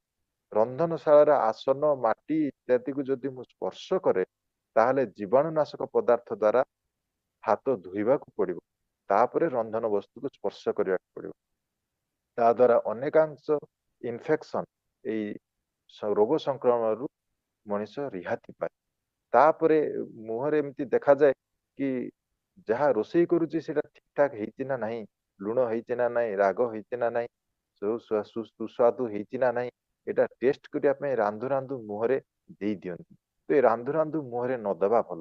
ଯଦି ମୁହଁ ଦେବାକୁ ହୁଏ ତାହେଲେ ବାହାରକୁ ଆସି ମୁହଁରେ ଦେଇ ଟେଷ୍ଟ କରି ତାପରେ ଉତ୍ତମ ରୂପେ ମୁଖ ଆଉ ହାତ କ୍ଷାଳନ କରିବା ଦରକାର, ଧୋଇବା ଦରକାର, ତାପରେ ଯାଇ ରନ୍ଧନରେ ନିଯୁକ୍ତି ହେବା ଦରକାର। କାହାର ଯଦି ନିଯୁକ୍ତି, ଯୋଉମାନେ ରନ୍ଧନରେ ନିଯୁକ୍ତ ହୁଅନ୍ତି ସେମାନେ ଯଦି ରୋଗ ବ୍ୟାଧିର ଲକ୍ଷଣ ଦେଖା ଦିଅନ୍ତି ତାଙ୍କରି ଭିତରେ, ତାହେଲେ ସେଥିରୁ ନିବୃତ୍ତ ରହିବା ଦରକାର ରନ୍ଧନ କାର୍ଯ୍ୟରୁ। ରୋଗ ବ୍ୟାଧିର ଲକ୍ଷଣ ଦେଖାଗଲେ ରନ୍ଧନଶାଳରେ ପଶିବା କଥା ନୁହେଁ। ରନ୍ଧନଶାଳରେ ବହୁ ଲୋକ ନିଯୁକ୍ତି ହେବା ମଧ୍ୟ ଭଲ ନୁହେଁ ବୋଲି ଠାକୁର କହୁଛନ୍ତି। ତାର ବାତାବରଣଟା ବିଶୁଦ୍ଧ ହେଇଯାଇପାରେ। ଏଇ ରନ୍ଧନ କାର୍ଯ୍ୟରେ ଯୋଉମାନେ ନିଯୁକ୍ତ ସେମାନଙ୍କ ବ୍ୟତୀତ ଆଉ ଅନ୍ୟ କାହାରି ଦ୍ୱାରା ମଧ୍ୟ ଏଇ ପକ୍ୱ ଦ୍ରବ୍ୟ ସ୍ପର୍ଶ ନ କରିବା ଭଲ, ଏଟା ମଧ୍ୟ ଦେଇଛନ୍ତି। ଆଉ ମୋର ହାତ ଗୋଡ ମୁହଁ ପରିଶୁଦ୍ଧ ଲୁଗାପଟା ଇତ୍ୟାଦି ଯାହା ବ୍ୟବହାର କରୁଛି ରୋଷେଇ ପାଇଁ, ତା ଜୀବାଣୁ ନାଶକ ପଦାର୍ଥ ଦ୍ୱାରା ଭଲ ଭାବରେ ତାକୁ ଧୋଇବା ଉଚିତ। ଏତେ ଗୁରୁତ୍ୱ କଥା ରହିଛି ସେ ରନ୍ଧନଶାଳ ଭିତରେ ପଶିବା ପୂର୍ବରୁ। ଏତିକି ଯଦି ମୁଁ ମାନି ଚାଲେ ତାହେଲେ ଅନେକ 90% ମୋର ଦେନ୍ ଏବଭ୍ 90% ରୋଗ ସଂକ୍ରମଣରୁ ମୁଁ ରକ୍ଷା ପାଇପାରେ। ତ ରନ୍ଧନଶାଳଟା ଏମିତି ହେବା ଦରକାର। ପୁଣି ଏ ରନ୍ଧନଟା କରିବ କେମିତି ନା, ରନ୍ଧନଟା କରିବା ପାଇଁ ପ୍ରଥମେ ମତେ ପ୍ରସ୍ତୁତି ହେବାକୁ ପଡିବ କିଭଳି ଭାବରେ ମୁଁ ରନ୍ଧନ କରିବି। ସେ ରନ୍ଧନ କରିବା ପାଇଁ ଠାକୁର ଏ ନାରୀ ନୀତିର ଗୋଟେ ଜାଗାରେ କହୁଛନ୍ତି, ବ୍ରହ୍ମ ମୁହୂର୍ତ୍ତରେ ଇଷ୍ଟଙ୍କୁ ସ୍ମରଣ କରି ତାଙ୍କରି କଥା, ତାଙ୍କର ଚିନ୍ତା, ତାଙ୍କର ଚଳନ ଓ ଚାହିଦା ଇତ୍ୟାଦି ଚିନ୍ତା କରି ଶଯ୍ୟା ତ୍ୟାଗ କର। ପରେ ପ୍ରାତଃକାଳୀନ ସାଂସାରିକ କାର୍ଯ୍ୟକ୍ରମ ଶେଷ କରି ପ୍ରାତଃକାଳୀନ ପ୍ରୟୋଜନର ଉପକରଣ ଯଥାଯଥ ଭାବରେ ସଂଗ୍ରହ କରି ପୂର୍ବ ଦିଗରେ ଆନନ୍ଦ ଆରକ୍ତିମ ସୂର୍ଯ୍ୟକୁ ଅବଲୋକନର ସହିତ ଗୁରୁଜନକୁ ଅଭିବାଦନ କର। ସନ୍ତାନ ସନ୍ତତି ମାନଙ୍କୁ ଯଥାଯଥ ଉତ୍ଫୁଲ୍ଲତାର ସହିତ ସ୍ନେହ ସମ୍ଭାଷଣ ଦ୍ୱାରା ପ୍ରତ୍ୟେକଙ୍କର ସ୍ୱାସ୍ଥ୍ୟର ଖବର ନେବାକୁ ଭୁଲ ନାହିଁ। ଏହା ଅଭ୍ୟାସରେ ଏପରି କରିନେବାକୁ ହବ ଯେ ଯେପରି ପ୍ରତ୍ୟେକଙ୍କର ମୁହଁ ଦେଖି ହିଁ ଯଥା ସମ୍ଭବ ଅକଥାର ଭିତର ଦେଇ ସ୍ୱାସ୍ଥ୍ୟ ଓ ପ୍ରୟୋଜନର ଖବର ଅନାୟାସରେ ସଂଗ୍ରହ କରିପାର। ଆଉ ଏହା ହିଁ ଯେପରି ତୁମର ରନ୍ଧନ ବେପାରକୁ ପରିଚାଳିତ କରେ। ଅର୍ଥାତ୍ ପ୍ରତ୍ୟେକଙ୍କର ସ୍ୱାସ୍ଥ୍ୟ ଅନୁପାତିକ ଆହାର୍ଯ୍ୟ ଯେପରି ପ୍ରତ୍ୟେକ ପାଆନ୍ତି, ଦେଖିବ ଏପରି କରିଲେ ତୁମ ପରିବାର ରୋଗ ସଂକୁଳ ହୋଇ ତୁମକୁ ଦୁର୍ଦ୍ଦଶା ଓ ଦୁରବସ୍ଥାରେ ବିଧ୍ୱସ୍ତ କରିବ ନାହିଁ। କେତେ ଇମ୍ପୋର୍ଟାଣ୍ଟ କଥା କି ଆମେ ରୋଷେଇ ଭିତରେ ଏଇ ଦୁର୍ଦ୍ଦଶା ଦୁରବସ୍ଥା କେମିତି ରୋଗ ସଂକୁଳ ହେଇ ଯୋଉ ମଣିଷ ବିଧ୍ୱସ୍ତ ହେଇଯାଉଛି ତା ଭିତରୁ ରିହାଇ ପାଇବାକୁ ହେଲେ ଏତିକି ସବୁ କଥା କରିବାକୁ ପଡିବ। ଆଉ ଥରେ ରିପିଟ କରୁଛି। ତ ପ୍ରଥମ କଥା କି ରନ୍ଧନଶାଳର ପରିଷ୍କାର ପରିଚ୍ଛନ୍ନତା, ଯାହା ପୂର୍ବରୁ କହିଦେଇ ଗଲି 10-11ଟା ପଏଣ୍ଟ, ତାକୁ ଭଲ ଭାବରେ ମାନିଯିବି। ତା ସହିତ ଯିଏ ରୋଷେଇ କରିବେ ସିଏ ତାଙ୍କର ଚଳନଟା କେମିତି ହେବା ଦରକାର, କେମିତି ଦିନରୁ ରୋଷେଇ କରିବା ଆରମ୍ଭ କରିବେ ନା ବ୍ରହ୍ମ ମୁହୂର୍ତ୍ତରେ ଇଷ୍ଟଙ୍କୁ ସ୍ମରଣ କରି ତାଙ୍କର କଥା, ତାଙ୍କର ଇଚ୍ଛା, ତାଙ୍କର ଚଳନ ଚାହିଦା ଚିନ୍ତା କରି ଶଯ୍ୟା ତ୍ୟାଗ କରିବା ଉଚିତ। ଶଯ୍ୟା ତ୍ୟାଗଟା ବ୍ରହ୍ମ ମୁହୂର୍ତ୍ତରେ ହେବା ଦରକାର। ତ ଏ ବ୍ରହ୍ମ ମୁହୂର୍ତ୍ତରେ ହେଲେ ସୁବିଧା କଣ ନା, ବ୍ରହ୍ମ ମୁହୂର୍ତ୍ତରେ ଶଯ୍ୟା ତ୍ୟାଗ କଲେ ଏଇ ଶଯ୍ୟା ତ୍ୟାଗର ସହିତ ତାର କର୍ମ, ତାର ଚିନ୍ତା, ତାର ଚଳନର ଗୋଟେ ଲିଙ୍କ ଅଛି, ଗୋଟେ ସମନ୍ୱୟ ଅଛି, କୋଅର୍ଡିନେସନ। ତ ସେ ସମନ୍ୱୟ ଭିତରେ ଦେଇ ବହୁତ ପଜିଟିଭ ଏନର୍ଜି ଗ୍ରହଣ କରେ ସେ। ଆଉ ସେ ଉଠିକିରି ତାକୁ ଆଙ୍କି ଦେବାକୁ ହବ ଆଜି କଣ କରିବାକୁ ହବ ସାରା ଦିନର ପ୍ଲାନ ଆଣ୍ଡ ପ୍ରୋଗ୍ରାମ। ତ ତେବେ ଯାଇକିରି ଏଇ ଚିନ୍ତା, ଚଳନ, ଚାହିଦା ଏ ସବୁ ଗୁଡାକ ଠିକ ଠିକ ହବ। ଆଉ ବ୍ରହ୍ମ ମୁହୂର୍ତ୍ତରେ ଯଦି ଇଷ୍ଟଙ୍କୁ ସ୍ମରଣ କରି ଉଠିବା ନହେଲା ତାହେଲେ ଏଥିରେ କିନ୍ତୁ ବେତାଳ ହେଇଯିବ। ତ ତାପରେ ଉଠିବା ପରେ କଣ କରିବା ଦରକାର ନା, ପ୍ରାତଃକାଳୀନ ମୋର ଦୈନନ୍ଦିନ କାମ ସରିକିରି ଏଇ ଆନନ୍ଦ ଆରକ୍ତିମ ସୂର୍ଯ୍ୟଙ୍କୁ ଅବଲୋକନ କରିବାକୁ କହିଲେ। ଯୋଉ ସୂର୍ଯ୍ୟ ଉଦୟ ହଉଥିବ, ଦେଖିବାକୁ ପୁରା ରକ୍ତ ବର୍ଣ୍ଣର ଲାଲ, ସେଇଭଳିଆ ସୂର୍ଯ୍ୟଙ୍କୁ ଚାହିଁବି। ସେ ସୂର୍ଯ୍ୟ କିରଣ ଦେହରେ ଟିକେ ପଡିବ, ସୂର୍ଯ୍ୟ କିରଣରେ ଏକ୍ସପୋଜ ହେବା ପାଇଁ କହିଲେ। ସେ ସୂର୍ଯ୍ୟ କିରଣରେ ଏକ୍ସପୋଜ ହେଲେ, ମୁଁ ସୂର୍ଯ୍ୟ କିରଣ ଯେତେବେଳେ ମୋ ଦେହ ଭିତରେ ପଡିବ ତା ଭିତରେ ଦେଇକିରି ମୋ ଶରୀରରେ ବିଭିନ୍ନ ପ୍ରକାର ଭିଟାମିନ ଠୁ ଆରମ୍ଭ କରି କିଛି ଜୀବାଣୁ ମଧ୍ୟ ମୋର ନାଶ ହେଇଯିବେ। ଭିଟାମିନ ସିନ୍ଥେସିସ୍ ହବ, ଯାହାକୁ ଆମେ ଭିଟାମିନ ଡି ବୋଲି କହୁ। ତାର ସିନ୍ଥେସିସ ର, ତାର ସଂଶ୍ଳେଷଣର ଆଉ କୌଣସି ଆଧାର ନାହିଁ ବୋଲି ଧରାଯାଏ। ତେଣୁ ସୂର୍ଯ୍ୟ କିରଣଟା ଏତେ ଇମ୍ପୋର୍ଟାଣ୍ଟ। ତେଣୁ ସୂର୍ଯ୍ୟଙ୍କୁ ଯିଏ ଜୀବନରେ ଉଦୟ ହେବାଟା ଦେଖି ନାହିଁ, ସୂର୍ଯ୍ୟ ଅସ୍ତ ଜୀବନରେ ଦେଖେ, ତା ଜୀବନଟା ମଧ୍ୟ ଅସ୍ତ ଦିଗରେ ଗତି କରେ, ଉଦୟ କେବେ ହୁଏ ନାହିଁ। ତେଣୁ ସୂର୍ଯ୍ୟ ଉଦୟକୁ ଦର୍ଶନ କରିବା, ଏ ରକ୍ତବର୍ଣ୍ଣର ସୂର୍ଯ୍ୟକୁ ଦେଖିବାଟା ଏତେ ଇମ୍ପୋର୍ଟାଣ୍ଟ ଯେ ସୂର୍ଯ୍ୟଙ୍କୁ ଅବଲୋକନ ସହିତ ତାପରେ କଣ କରିବାକୁ ହୁଏ ନା ଗୁରୁଜନଙ୍କୁ ଅଭିବାଦନ କରିବାକୁ ହୁଏ। ସନ୍ତାନ ସନ୍ତତି ଲଘୁଜନ ଯୋଉମାନେ ତାଙ୍କୁ ଯଥାଯଥ ଉତ୍ଫୁଲ୍ଲତାର ସହିତ ସ୍ନେହ ସମ୍ଭାଷଣ ଦ୍ଵାରା ସେମାନଙ୍କର ସ୍ୱାସ୍ଥ୍ୟର ଖବର ନେବାକୁ ହୁଏ। ଏଇ ଜିନିଷଟା ଆମର କାହାରି ହୁଏ ନା, ବହୁତ ରେୟାର। ତ ଆମେ ସମସ୍ତଙ୍କର ପ୍ରତିଦିନର ସ୍ୱାସ୍ଥ୍ୟ ଭିନ୍ନ ଭିନ୍ନ। ହୁଏତ ରାତିରେ ହଠାତ୍ କରି ଦେହ ଖରାପ ହେଇଗଲା, ସକାଳୁ ସକାଳୁ ସେ ସିରିୟସ ହେଇ ପଡିଲା, ଏମିତି ବି କଣ୍ଡିସନ ହୁଏ। ତ ସକାଳୁ ହୁଏତ ସେ ଭଲ ଅଛି, ଦେଖିଲା ବେଳେ ଖରା ବେଳେ କି ଦ୍ୱିପହରେ ସନ୍ଧ୍ୟାରେ ତାର ଦେହଟି ଖରାପ ହେଇଗଲା। ତ ପ୍ରତିଟି ଦିନ ପ୍ରତିଟି ମୁହୂର୍ତ୍ତରେ ସ୍ୱାସ୍ଥ୍ୟର ଅବସ୍ଥା ଅଲଗା ଅଲଗା, ସମାନ ହେଇ ନପାରେ। ତ ସେମିତି ମୋର ଘରେ ଅନେକ ପରିଜନ ଅଛନ୍ତି, ଅନେକ ଲୋକ ଅଛନ୍ତି, ସମସ୍ତଙ୍କର ସ୍ୱାସ୍ଥ୍ୟ ଭିନ୍ନ ଭିନ୍ନ, ସମସ୍ତଙ୍କର ରୋଗର ଅବସ୍ଥା ଭିନ୍ନ ଭିନ୍ନ, ସମସ୍ତଙ୍କର ମାନସିକ ସ୍ଥିତି ଭିନ୍ନ ଭିନ୍ନ। ତ ଏଇ ସମସ୍ତଙ୍କୁ କାହାକୁ ଅଭିବାଦନ କରିକି ଗୁରୁଜନ ମାନଙ୍କୁ, ଲଘୁଜନ ମାନଙ୍କୁ ସ୍ନେହ ସମ୍ଭାଷଣ ଦ୍ଵାରା ତାଙ୍କର ସ୍ୱାସ୍ଥ୍ୟର ଖବରଟାକୁ ମୁଁ ନେବି। ତ ଏମିତି ମତେ ଅଭ୍ୟାସ କରିବାକୁ ପଡିବ, ତାଙ୍କୁ ପଚାରିବାକୁ ପଡିବ ନାହିଁ। ଜଣଙ୍କର ମୁହଁ ଦେଖିଦେଲେ ଜଣା ପଡିଯିବ ତାର ସ୍ୱାସ୍ଥ୍ୟଟା କେମିତି କଣ ଅଛି, ଏବଂ ସେ ସ୍ୱାସ୍ଥ୍ୟଟା ଯେମିତି ସେଇଭଳିଆ ମୋର ରନ୍ଧନଟା ପ୍ଲାନିଂଟା ସେଇଭଳିଆ ହେବା ଦରକାର। ହୁଏତ ଆଜି ମୋର ପେଟ ଗଡବଡ, ମୁଁ କିନ୍ତୁ ପନିର ତରକାରୀ କରିକି ତେଲ ମସଲା ରିଚ୍ କରିକିରି ପୁରା ଏକଦମ ବଢିଆ କରି ଗୋଟେ ତରକାରୀ ବନେଇଛି, ହୁଏତ ତାଙ୍କୁ ଖାଇବାକୁ ଭଲ ଲାଗୁନାହିଁ। ତାହାକୁ ଟାଇଫଏଡ ହେଇଛି, ତାର ଆନ୍ତରିକ ଜ୍ୱର ହେଇଛି, ଅନ୍ତନଳୀ ସେଇଭଳି ତେଲ ମସଲା ନେବା ପାଇଁ ପ୍ରସ୍ତୁତ ନୁହେଁ। ମୁଁ ତ ଘରେ ଗୋଟେ ସୁସ୍ୱାଦୁ କରିକି ଭଲକିରି ତେଲ ମସଲା ପକେଇକି ତରକାରୀ ଟିକେ କଲି, ସେ ଖାଦ୍ୟକୁ ସେ ଖାଇଲା, ବାଧ୍ୟ ହେଇକି, ଆଉ ତ ଉପାୟ କିଛି ନାହିଁ, ପୁଣି ଆଉ ଥରେ ପେଟ ଗୋଳମାଳ ଆହୁରି ବଢିଗଲା। ତ ତାର ଭିତରେ ଦେଇକି ସ୍ୱାସ୍ଥ୍ୟର ହାନି ହୁଏ। ତେଣୁକରି ମତେ ସ୍ୱାସ୍ଥ୍ୟଟାକୁ ମୋର ପରିବାର ପରିଜନ ଆତ୍ମୀୟ ସ୍ୱଜନ ଯାହାଙ୍କ ପାଇଁ ମୁଁ ରନ୍ଧନ କରୁଛି ତାର ସ୍ୱାସ୍ଥ୍ୟ ଅବସ୍ଥା ପ୍ରତିଦିନ ବୁଝିବାଟା ଏତେ ଜରୁରୀ। ତ ଯାହାର ସ୍ୱାସ୍ଥ୍ୟ ଅବସ୍ଥା ବୁଝି ତାଙ୍କରି ଭଳିଆ ରୋଷେଇ ଯଦି ମୁଁ କରାଯାଏ, ତାହେଲେ ତାଙ୍କର ସ୍ୱାସ୍ଥ୍ୟ ଏଇ ଯୋଉ ରୋଗ ସଂକୁଳ ଦୁର୍ଦ୍ଦଶାର କଥା, ଦୁରବସ୍ଥାର କଥା, ଏଇଥିରେ ମୁଁ ବିଧ୍ୱସ୍ତ ହେବି ନାହିଁ, କି ମୋର ଆତ୍ମୀୟ ସ୍ୱଜନକୁ ବିଧ୍ୱସ୍ତ କରିବି ନାହିଁ, କି ମୋ ପରିବାରକୁ ମଧ୍ୟ ସୁନ୍ଦରରେ ରଖିପାରିବି। ତ ୟା ଭିତରେ ଦେଇକି ଅନାୟାସରେ ମୋର ବିନା କାରଣରେ ବହୁତ ଗୁଡା ଏକ୍ସପେନ୍ସେସ୍ ହୁଏ। ମେଡିସିନ ପାଇଁ, ଡାକ୍ତରଙ୍କର ଚିକିତ୍ସା ପାଇଁ ବୋଲି ବହୁତ ଗୁଡା ମେଡିସିନ ଦରକାର ହୁଏ। ଏଇ ସ୍ୱାସ୍ଥ୍ୟ ଅବସ୍ଥା ନ ବୁଝିକିରି ଯଦି ମୁଁ ରୋଷେଇ କରି ଖାଇବାକୁ ଦେଲି, ସେଇ ଅନନେସେସାରୀ ଏକ୍ସପେନ୍ସ, ଅନାବଶ୍ୟକ ଖର୍ଚ୍ଚରୁ ମୁଁ ନିବୃତ୍ତ ହେଇଯିବି। ସେଥିରେ ମୋର ଇନଡାଇରେକ୍ଟଲି ସେଭିଂ ମଧ୍ୟ ହୁଏ। ତେଣୁ କଥା ବୁଝାଗଲା। ତ ବର୍ତ୍ତମାନ ସ୍ୱାସ୍ଥ୍ୟ ଅବସ୍ଥା ଯେମିତି ତାକୁ ଦେଖିକିରି ମୋର ରୋଷେଇଟା ହେବା ଦରକାର। ସେ ରୋଷେଇଟା କେମିତି କରିବି ନା ରୋଷେଇ କଣ କଣ କରିବି, ମିନିମମ୍ ସେ ଅବସ୍ଥା ତ ସ୍ୱାସ୍ଥ୍ୟ ଅବସ୍ଥା ନେଇ ବୁଝି ନେଲି। ଯେତେବେଳେ ସମ୍ପୂର୍ଣ୍ଣ ସ୍ୱସ୍ଥ ଥିବି, ଅନ୍ତତ ପକ୍ଷେ ଭାତ ଡାଲି ତରକାରୀ ରୁଟି ଯାହା ଯାହା ମୋର ଦୈନନ୍ଦିନ ଆମେ ଖାଦ୍ୟ ଖାଉ, ସେଗୁଡାକ ତ ମିନିମମ୍ କରିବାକୁ ପଡିବ। ତ ସେ ଭାତଟା କେମିତି ରୋଷେଇ କରିବାକୁ ପଡିବ, ଶ୍ରୀ ଠାକୁର ଏଇଟା ମଧ୍ୟ କହିଦେଲେ ଆଲୋଚନା ପ୍ରସଙ୍ଗର 12 ଖଣ୍ଡରେ ଅଛି କି ଚାଉଳ ଧୁଆ ପାଣି ନ ଫୋପାଡି ସେଥିରେ ରାନ୍ଧିବା ଭଲ, ପେଜ ନ ଗାଳିବା ହିଁ ଭଲ। ଏ କଥା ଆଲୋଚନା ପ୍ରସଙ୍ଗ 12 ଖଣ୍ଡରେ ଅଛି। ତ ଆମେ କଣ କରୁ, ସାଧାରଣ ଭାତ କରୁ କରୁ ପେଜଟାକୁ ଗାଳି ଦେଇ ଭାତ କରିବାରେ ଆମର ଅଭ୍ୟାସ, ଆଉ ସେଟା ମଧ୍ୟ ଆମେ ପସନ୍ଦ କରୁ। ତା ଦ୍ୱାରା ଯେ କେତେ ନ୍ୟୁଟ୍ରିଏଣ୍ଟ, କେତେ ପୋଷକ ତତ୍ଵ ଲସ୍ ହୁଅନ୍ତି, ତା ଦ୍ୱାରା ଯେ କେତେ ଭଲ୍ୟୁମେଟ୍ରିକ ଏକ୍ସପାନ୍ସନ ଆମର କମିଯାଏ। ଭାତଟା ଯେତେ ଅଧିକା ହେଇଥାନ୍ତା, ଧରନ୍ତୁ ପେଜ ନ ଗାଳିଲେ ମୁଁ 100 ଗ୍ରାମର ଭାତ ଖାଉଛି, ପେଜ ଯଦି ମୁଁ ଗାଳିବି ନାହିଁ, ତାହେଲେ ମୁଁ 80 ଗ୍ରାମରେ ମୋର ସେଇ 100 ଗ୍ରାମର ଭାତ ପୂରଣ ହେଇଯାଇପାରେ।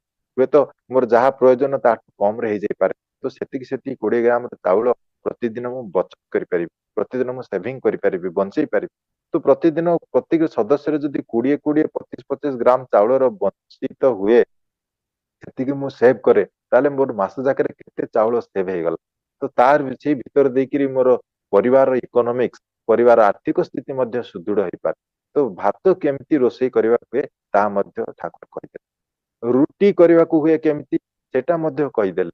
ରୁଟି ଆମେ କଣ କରୁ, ସାଧାରଣତଃ ବେଲାବେଲି କରି ଗ୍ୟାସ ର ଡାଇରେକ୍ଟ ଫ୍ଲେମ ରେ ଆମେ ସିଧାସଳଖ ଭାବରେ ଗ୍ୟାସ ର ଆଞ୍ଚରେ ତାକୁ ଦେଇକିରି ସେକୁ। ସେଟା ଯେ ଶରୀର ପ୍ରତି ଏତେ କ୍ଷତିକାରକ ତା ବିଷୟରେ କିନ୍ତୁ ଆମେ ଧାରୁନୁ କି ତା ବିଷୟରେ କିନ୍ତୁ ଆମର ଟିକେ ଧାରଣା ନାହିଁ। ବର୍ତ୍ତମାନ ବୈଜ୍ଞାନିକ ମାନେ କହୁଛନ୍ତି କି ଯୋଉଟା ଡାଇରେକ୍ଟ ଫ୍ଲେମ ରେ ଏଇ ଯୋଉ ଏଲପିଜି ଗ୍ୟାସ ଆମେ ଘରେ ବ୍ୟବହାର କରୁ କିମ୍ବା କୌଣସି ଗୋବର ଗ୍ୟାସ କିମ୍ବା ନ୍ୟାଚୁରାଲ ଗ୍ୟାସ ତାକୁ ଦେଇକି ଆମେ ରୋଷେଇ କରୁ, ସେ ଭିତରେ ଦେଇକିରି କେତେ ଗୁଡାଏ ଟକ୍ସିକ ସବଷ୍ଟାନ୍ସେସ୍ ଅଛନ୍ତି, ବିଷ ଅଛି ତାର ଭିତରେ, ବିଷ ପ୍ରয়োଜନୀୟ ଜିନିଷ ଅଛି। ସେ ଗ୍ୟାସ ରେ ଡାଇରେକ୍ଟ ଫ୍ଲେମ ରେ କଲେ ସେଥିରେ ଖାଦ୍ୟ ପଦାର୍ଥରେ ସେଟା ଏକୁମୁଲେଟ ହୁଏ, ଖାଦ୍ୟ ପଦାର୍ଥ ସେଟା ଜମିକି ରହେ, ଯାହା ଦ୍ୱାରା ମଣିଷ ରୋଗକ୍ରାନ୍ତ ହୁଏ। ଏଇଆ ମଧ୍ୟ ଅଛି।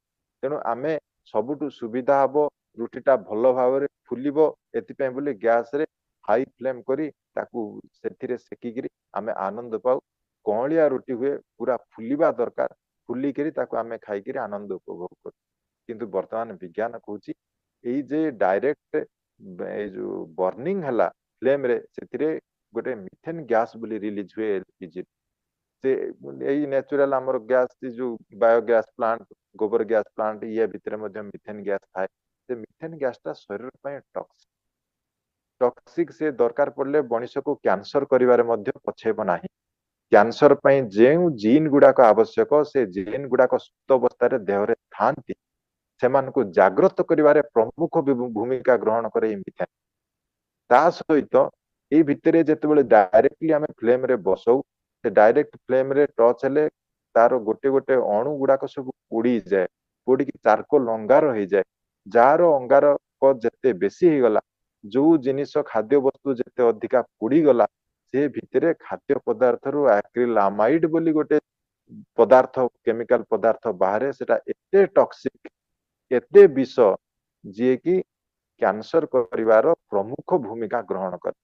ତେଣୁ ଏ ଆକ୍ରିଲାମାଇଡ ଚାରିଂ ରେ ଫର୍ମେସନ ହେଇଯାଏ, ବର୍ଣ୍ଣିଂ ରେ ଏଇ ଯୋଉ ପୋଡି ଯାଉଛି, ଅଙ୍ଗାର ହେଇଯାଉଛି, କଳା କଳା ହେଇଯାଉଛି, ସେଥିରେ ଆକ୍ରିଲାମାଇଡ ଫର୍ମେସନ ହେଇକିରି ମଣିଷକୁ କ୍ୟାନସର ପର୍ଯ୍ୟନ୍ତ ନେଇଯାଏ। କେବଳ କ୍ୟାନସର ନୁହେଁ, ସେଥିରେ ଅନେକ ଏଇ ଯୋଉ ଏଇ ଗ୍ୟାସ ଗୁଡାକରେ ଅନେକ ଜିନିଷ ବାହାରେ, ଯେମିତି ଏୟାର ପଲ୍ୟୁଟାଣ୍ଟ, ଏଇ ଯୋଉ carbon monoxide, nitrogen dioxide, particulate matter, fine particulate matter, ଏଇଭଳିଆ ବହୁତ ଗୁଡାଏ ଜିନିଷ ରିଲିଜ, ଯୋଉଗୁଡାକୁ ଆମ ବାୟୁକୁ ପ୍ରଦୂଷଣ କରନ୍ତି, ଗ୍ଲୋବାଲ ୱାର୍ମିଂ ରେ ସେମାନେ ହେଲ୍ପ କରନ୍ତି। ତ ସେମାନଙ୍କ ଦ୍ଵାରା ସେମାନେ ଯେତେବେଳେ ଫୁଡ ଷ୍ଟପ କୁ ଯାଆନ୍ତି, ଏ ଖାଦ୍ୟ ପଦାର୍ଥକୁ ଯାଆନ୍ତି, ସେତେବେଳେ ମତେ କେବଳ କ୍ୟାନସର ବୋଲି ନୁହେଁ, କାର୍ଡିଓଭାସ୍କୁଲାର ଡିଜିଜେସ୍, ରେସ୍ପିରେଟୋରୀ ଡିଜିଜେସ୍, ସେଥିରେ ମଧ୍ୟ ମତେ ଆକ୍ରାନ୍ତ କରନ୍ତି। ଯେମିତି ହୁଏତ ମୁଁ ସାତ୍ଵିକ ଖାଦ୍ୟ ଖାଉଛି, ମୋ ଭିତରେ ତେଲ ମସଲା ସେମିତି ଖାଇବାର ନାହିଁ, ନିରାମିଷ ଖାଦ୍ୟ ଖାଉଛି, ତଥାପି ଦେଖୁଛି ମୋର ବ୍ଲଡ ପ୍ରେସର କଣ୍ଟ୍ରୋଲ ହଉନାହିଁ। ବ୍ଲଡ ପ୍ରେସର ମୋର ନଥିଲା, ମୋର ଆନସେଷ୍ଟ୍ରି ଜେନେରେସନ ଭିତରେ ନାହିଁ, ମୋର ପୂର୍ବ ପୁରୁଷ କାହାରି ମଧ୍ୟ ନାହିଁ, ମୋର ବଂଶରେ ନାହିଁ, ତଥାପି ମତେ ବ୍ଲଡ ପ୍ରେସର ଧରୁଛି। ହୁଏତ ଚିନ୍ତାଗ୍ରସ୍ତ ଅଛି, ଖରାପ ଚିନ୍ତା ଆସିଲେ, ଚାପଗ୍ରସ୍ତ ହେଲେ ମଣିଷର ବ୍ଲଡ ପ୍ରେସର ହୁଏ। କିନ୍ତୁ ଦେଖାଯାଉଛି ଯେ ସତ୍ସଙ୍ଗରେ ମଧ୍ୟ ବ୍ୟାପୃତ, ଆଉ ଭଜନ କୀର୍ତ୍ତନ କରେ, ନାମ ଧ୍ୟାନ କରେ, ମେଡିଟେସନ କରେ, ଯାହା ଯାହା ଷ୍ଟ୍ରେସ ରିଲିଜିଂ ଆକ୍ଟିଭିଟି ସବୁ ଗୁଡାକ କରେ, ତଥାପି ଦେଖାଯାଏ ତାର ବ୍ଲଡ ପ୍ରେସର ଟା ବଢି ଯାଉଛି। ଯୋଉମାନେ ବ୍ଲଡ ପ୍ରେସର ଅନ୍ତତଃ ଅଛି, ରୋଗ ଅଛି ତାଙ୍କର ଧାରାରେ, ସେ ରୋଗ ଖାଉଛନ୍ତି, ସେ ମେଡିସିନ ଖାଉଛନ୍ତି, ମେଡିସିନ ଡୋଜ ତାଙ୍କୁ ବଢିବାକୁ ପଡୁଛି। ମେଡିସିନ ଡୋଜ ତାଙ୍କର କୌଣସି ପ୍ରକାର ସେ ବ୍ଲଡ ପ୍ରେସର କମିବାରେ ଆସିନାହିଁ। ଇଏ ହୁଏତ ଦେଖୁଛି ମୋର ସବୁ କିଛି ସମାନ ଅଛି, କୌଣସି ଜାଗାରେ ଡିଷ୍ଟରବାନ୍ସ ନାହିଁ, ଯୋଉମାନେ ବ୍ଲଡ ପ୍ରେସର ବଢେଇବାର କାରକ, କିନ୍ତୁ ବ୍ଲଡ ପ୍ରେସର ବଢୁଛି କାହିଁକି? ତ ବ୍ଲଡ ପ୍ରେସର ବଢିବାର ମୁଖ୍ୟ ହଉଛି ଏଇ ପାକ ପୋଷଣୀ ରକ୍ତଚାପ, ଏଇ ମୋର ଖାଦ୍ୟ ପଦାର୍ଥ ଭିତରେ ଦେଇକି ଏତେ ଆସେ। ତ ଖାଦ୍ୟ ପଦାର୍ଥ ମୁଁ ଜାଣିନି, ପୋଡା ପୋଡା ରୁଟି ଖାଇଲି, ଆମେ ଡାଇରେକ୍ଟ ଗ୍ୟାସ ଫ୍ଲେମରେ ବାଇଗଣ ପୋଡୁ, ଟମାଟୋ ପୋଡୁ, ଆଳୁ ପୋଡୁ, ବିଭିନ୍ନ ପ୍ରକାର ଖାଦ୍ୟ ପଦାର୍ଥ ପୋଡୁ, ତାକୁ ଭର୍ତ୍ତା କରୁ, ଆଣି ସେ ଭର୍ତ୍ତା କରିକି ଡାଇରେକ୍ଟ ଫ୍ଲେମ ଦ୍ଵାରା ଏତେ ସବୁ ଜିନିଷ ହୁଏ। ମାର୍କେଟରେ ଆମେ ଜିନିଷ ଗୋଟେ ଡାଇରେକ୍ଟ ଫ୍ଲେମ ରେ ପଡିଲେ ଗ୍ୟାସ ର ବର୍ଣ୍ଣର ଟା ଖରାପ ହବ ବୋଲି ଗୋଟେ ଜାଲି କିଣି ଆଣୁ ବାହାରୁ, ସେ ଜାଲି ଉପରେ ବସେଇକିରି ଆମେ ଡାଇରେକ୍ଟ ଗ୍ୟାସ ଫ୍ଲେମ ଦେଇକିରି ଆମେ ରୋଷେଇ କରୁ। ଡାଇରେକ୍ଟ ଗ୍ୟାସ ଫ୍ଲେମରେ ଫୁଡ ଷ୍ଟପ କଣ୍ଟାକ୍ଟରେ ଆସେ, ଫୁଡ ଷ୍ଟପ କଣ୍ଟାକ୍ଟ ଆସିଲେ ଏତେ ସାରା ଅସୁବିଧା ହୁଏ। ମୋର ସେଥିରେ କାର୍ଡିଓ ଭାସ୍କୁଲାର ପ୍ରୋବ୍ଲେମ ମଧ୍ୟ ବାହାରିଯାଏ, ମୋର ବିପି ମଧ୍ୟ କଣ୍ଟ୍ରୋଲ କରି ହୁଏ ନାହିଁ। ଦେଖାଯାଏ ତାର କାରଣଟା ପ୍ରଚ୍ଛଦ ପଟରେ, ଏଇ ରୋଗ କଣ୍ଟ୍ରୋଲ ନ ହବାର କାରଣ ପ୍ରଚ୍ଛଦ ପଟରେ ଆମର ଏଇ ମାନେ ଅସଦାଚାରୀ ରନ୍ଧନ ପ୍ରକ୍ରିୟା, ଅସଦାଚାରୀ ଭକ୍ଷଣ ପ୍ରକ୍ରିୟା, ସଦାଚାରୀ ଏଇ ଯୋଉ ଖାଦ୍ୟ ପଦାର୍ଥ ୟାର ଭିତରୁ ମୋର ରୋଗଟା ବଢେଇ ଆସେ। ଏତେ ସାରା ପ୍ରୋବ୍ଲେମ ଅଛି। ତେଣୁକରି ଅନ୍ତତଃ ଆମେ ତ ବହୁତ କଥା ଜାଣିନେ, ଯେତେବେଳେ ଜାଣିଲେ ସେତେବେଳେ ଏଇ ଜିନିଷ ଠାରୁ ବିରତ ରହିବା ନିହାତି ଦରକାର, ନିବୃତ୍ତ ରହିବା ନିହାତି ଦରକାର। ତ ଅନ୍ତତଃ ଏତିକିରୁ ବୁଝିଲେ ଡାଇରେକ୍ଟ ଫ୍ଲେମରେ କେବେ ବି ଆମେ ରୁଟି ସେକିବା ନାହିଁ, ଡାଇରେକ୍ଟ ଫ୍ଲେମରେ କୌଣସି ଫୁଡ ଷ୍ଟଫକୁ ପୋଡିବା ନାହିଁ ଏବଂ ପୋଡା ଦ୍ରବ୍ୟ କୌଣସି ଜିନିଷ ଖାଇବା ନାହିଁ। ସେ ଅଙ୍ଗାରଟା ଯଦି ମୋ ଶରୀର ଭିତରକୁ ଗଲା ସେଥିରେ ଆକ୍ରିଲାମାଇଡ ଫର୍ମେସନ ଥାଏ। ସେ ଆକ୍ରିଲାମାଇଡ ଗୁଡାକ ମୋ ଶରୀରକୁ କ୍ୟାନ୍ସର କରିବାରେ ସାହାଯ୍ୟ କରେ, ମୋର ରକ୍ତଚାପ ବଢେଇବାରେ ସାହାଯ୍ୟ କରେ, ମୋର ଶ୍ୱାସ ରୋଗ ବଢେଇବାରେ ସାହାଯ୍ୟ କରେ। ଏଇଭଳି ବିଭିନ୍ନ ରୋଗ ବୈରାଗ୍ୟରେ ମଧ୍ୟ ମତେ ସେ ବଢାଇବା ଦିଏ। ତ ସେଥିପାଇଁ ଏଗୁଡାକ କରିବା ଅନୁଚିତ। ତ ଭାତ କେମିତି କରିବାକୁ ହୁଏ, ରୁଟି କେମିତି କରିବାକୁ ହୁଏ, ଏଇଟା ମତେ ଠାକୁର ପରିଷ୍କାର ଭାବରେ କହିଦେଲେ, ଯାହାକୁ ଆଜିର ବିଜ୍ଞାନ ପ୍ରମାଣ କରି ଦେଖିଛି ଏବଂ କହୁଛି ଏଇ ଭଳିଆ ଚାଲିବା ଦରକାର। କେବଳ ସେଟା ନୁହେଁ, ଠାକୁର କହିଲେ କେବଳ ଭାତ ଖାଇଲେ ହବ ନାହିଁ, କେବଳ ରୁଟି ଖାଇଲେ ହବ ନାହିଁ, ଆମକୁ ମିଶ୍ର ଖାଦ୍ୟ ଖାଇବାକୁ ହବ। ମିଶ୍ର ଖାଦ୍ୟ କଣ କହୁଛନ୍ତି? ଏଇ ଭାତ ସହିତ ମତେ ରୁଟି ବି ଖାଇବାକୁ ହବ। ଆଉ ରୁଟିଟା କେମିତି କରିବା ଦରକାର ନା, ରୁଟିଟା ଆମେ କେବଳ ଗହମ ଅଟାରେ ରୁଟି କରିଦଉ। ଠାକୁର କହୁଛନ୍ତି ଗହମ ଅଟାରେ କେବଳ ରୁଟି କଲେ ଚଳିବ ନାହିଁ, ଗହମ ଅଟା ସହିତ ତା ସହିତ ଏଇ ଯୋଉ ବୁଟ ଡାଲିର ଅଟା ତାକୁ ମଧ୍ୟ ମିଶେଇବାକୁ ପଡେ। ତ ସେଥିରେ କଣ ହୁଏ, ମୋର ଯୋଉ ଗ୍ଲାଇସେମିକ ଇଣ୍ଡେକ୍ସ ଥାଏ, ମୋର ଶର୍କରା ତତ୍ଵ କିମ୍ବା କାର୍ବୋହାଇଡ୍ରେଟ ର ଲୋଡ ଟାକୁ ମତେ କମେଇବାକୁ ପଡେ। ତ ସେଥିପାଇଁ ମିଶ୍ର ଖାଦ୍ୟ କରିବା ପାଇଁ ଠାକୁର ଏତେ କଥା କହିଲେ। ତ ମିଶ୍ର ଖାଦ୍ୟ କରିବା ପାଇଁ ମତେ ଭାତ ସହିତ ରୁଟି ବି ଖାଇବାକୁ ହବ। ଆଉ ରୁଟି ସହିତ ରୁଟି କେବଳ ଅଟାରେ କଲେ ହବ ନାହିଁ, ସେ ଅଟାର ସହିତ ଆଉ ଅଲଗା ଅଲଗା ଯୋଉଟା ଲୋ ଗ୍ଲାଇସେମିକ ଇଣ୍ଡେକ୍ସ ଜିନିଷ, ପ୍ରୋଟିନ ଜିନିଷ, ତାକୁ ମଧ୍ୟ ମତେ ଆଡ କରିବାକୁ ପଡିବ। ତ ତାର ଭିତରେ କଣ ନା, ମୋର ଗହମ ଅଟା ସାଙ୍ଗରେ କିଛି ବୁଟ ଡାଲିର ଅଟା ବେସନ, ସେଇଟାରେ ଠାକୁର କହିଲେ ବୁଟ ଡାଲିର ବେସନ ଯଦି ଅଟା ସହିତ ମିଶେଇକିରି ରୁଟି କରି ଖିଆଯାଏ, ତାଠାରୁ ବୋଧେ ପୁଷ୍ଟିକର ଖାଦ୍ୟ ଆଉ ଉଚିତ କମ ଅଛି।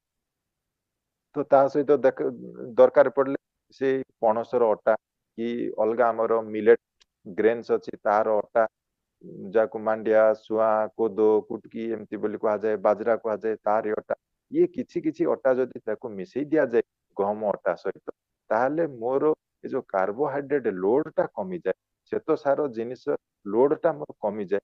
ତା ଭିତରେ ଦେଇକିରି ଯୋଉ ଅଯଥା ମେଦବହୁଳ ସୃଷ୍ଟି ହଉଛି, ଅଯଥା ଡାଇବେଟିସ ସୃଷ୍ଟି ହଉଛି, ଏଇ ଅଯଥା ଶରୀର ବିଭିନ୍ନ ପ୍ରକାର ଯୋଉ ଲିଭର ଡିପୋଜିସନ, ଲିଭର ଡିଜର୍ଡର ସୃଷ୍ଟି ହଉଛି, ଏଗୁଡାକ ହବ ନାହିଁ, କମିବ, କମ ରହିବ। ତ ଏଇଭଳିଆ ଖାଦ୍ୟକୁ ମତେ ଅଲ୍ଟର କରିବାକୁ ପଡିବ, ଖାଦ୍ୟକୁ ରେଗୁଲେଟ କରିବାକୁ ପଡିବ। ତ କେମିତି ଭାତ ରନ୍ଧନ କରିବାକୁ ହୁଏ ସେଟାକୁ ମଧ୍ୟ ଆମକୁ ଜଣା ନାହିଁ, କେମିତି ରୁଟି କରିବାକୁ ହୁଏ ସେଟା ମଧ୍ୟ ଆମକୁ ଜଣା ନାହିଁ, କେମିତି ଡାଲି ରୋଷେଇ କରିବାକୁ ହୁଏ ସେଟା ମଧ୍ୟ ଜଣା ନାହିଁ। ଠାକୁର ପୁଣି କହିଲେ ଡାଲିଟା କେମିତି କରିବାକୁ ହୁଏ। ଦିନେ କଥା ପ୍ରସଙ୍ଗରେ ଠାକୁର କହୁଛନ୍ତି, ଏଇ ବିରିରେ ନ୍ୟୁଟ୍ରିସନ ଖୁବ ଅଛି, ପୁଷ୍ଟି ଖୁବ ଅଛି, କିନ୍ତୁ ବିରିଟା ସାତ୍ବିକ ନୁହେଁ। ନର୍ଭ ଆଉ ବ୍ରେନ, ସ୍ନାୟୁ ଓ ମସ୍ତିଷ୍କକୁ ସେତେ ରେସ୍ପନ୍ସିଭ ବା ସାଡା ପ୍ରବଣ କରିପାରେ ନା ବିରି। ତେଣୁ ମୁଗ ଡାଲି ପୁଷ୍ଟିକର, ପୁଣି ନର୍ଭ ସ୍ନାୟୁକୁ ମଧ୍ୟ ରେସ୍ପନ୍ସିଭ ସାଡା ପ୍ରବଣ କରେ। ସେଥିପାଇଁ ମୁଗ ଡାଲିଟା ଏତେ ଇମ୍ପୋର୍ଟାଣ୍ଟ। ତ ବିରିଟାକୁ ମୁଁ କମ କରିବି, ବିରିଟା କନଜପସନ କମ କରିବି। ବିରିରେ ୟୁରିକ ଏସିଡ ପରିମାଣ ସିନ୍ଥେସିସ, ତାର ବାଇ ପ୍ରଡକ୍ଟରେ ୟୁରିକ ଏସିଡ ବହୁତ ସୃଷ୍ଟି ହୁଏ। ତା ଦ୍ଵାରା ଯୋଉମାନେ ଅନ୍ତତଃ ଏଇ ଯୋଉ ଆର୍ଥରାଇଟିସ କିମ୍ବା ରିମାଟିଜିମ ଏଭଳିଆ ସବୁ ରୋଗ ଅଛନ୍ତି, ବାତ ରୋଗ ଯୋଉମାନଙ୍କର ଅଛି, ସେମାନଙ୍କର ସେଇ ପୁଣି ୟୁରିକ ଏସିଡ କ୍ରିଷ୍ଟାଲ ଜମା ହବାରେ ବହୁତ ସାହାଯ୍ୟ କରେ ବିରି। ତେଣୁ ବିରି ଯେତେ କମ କରାଯାଏ ସେତେ ଭଲ।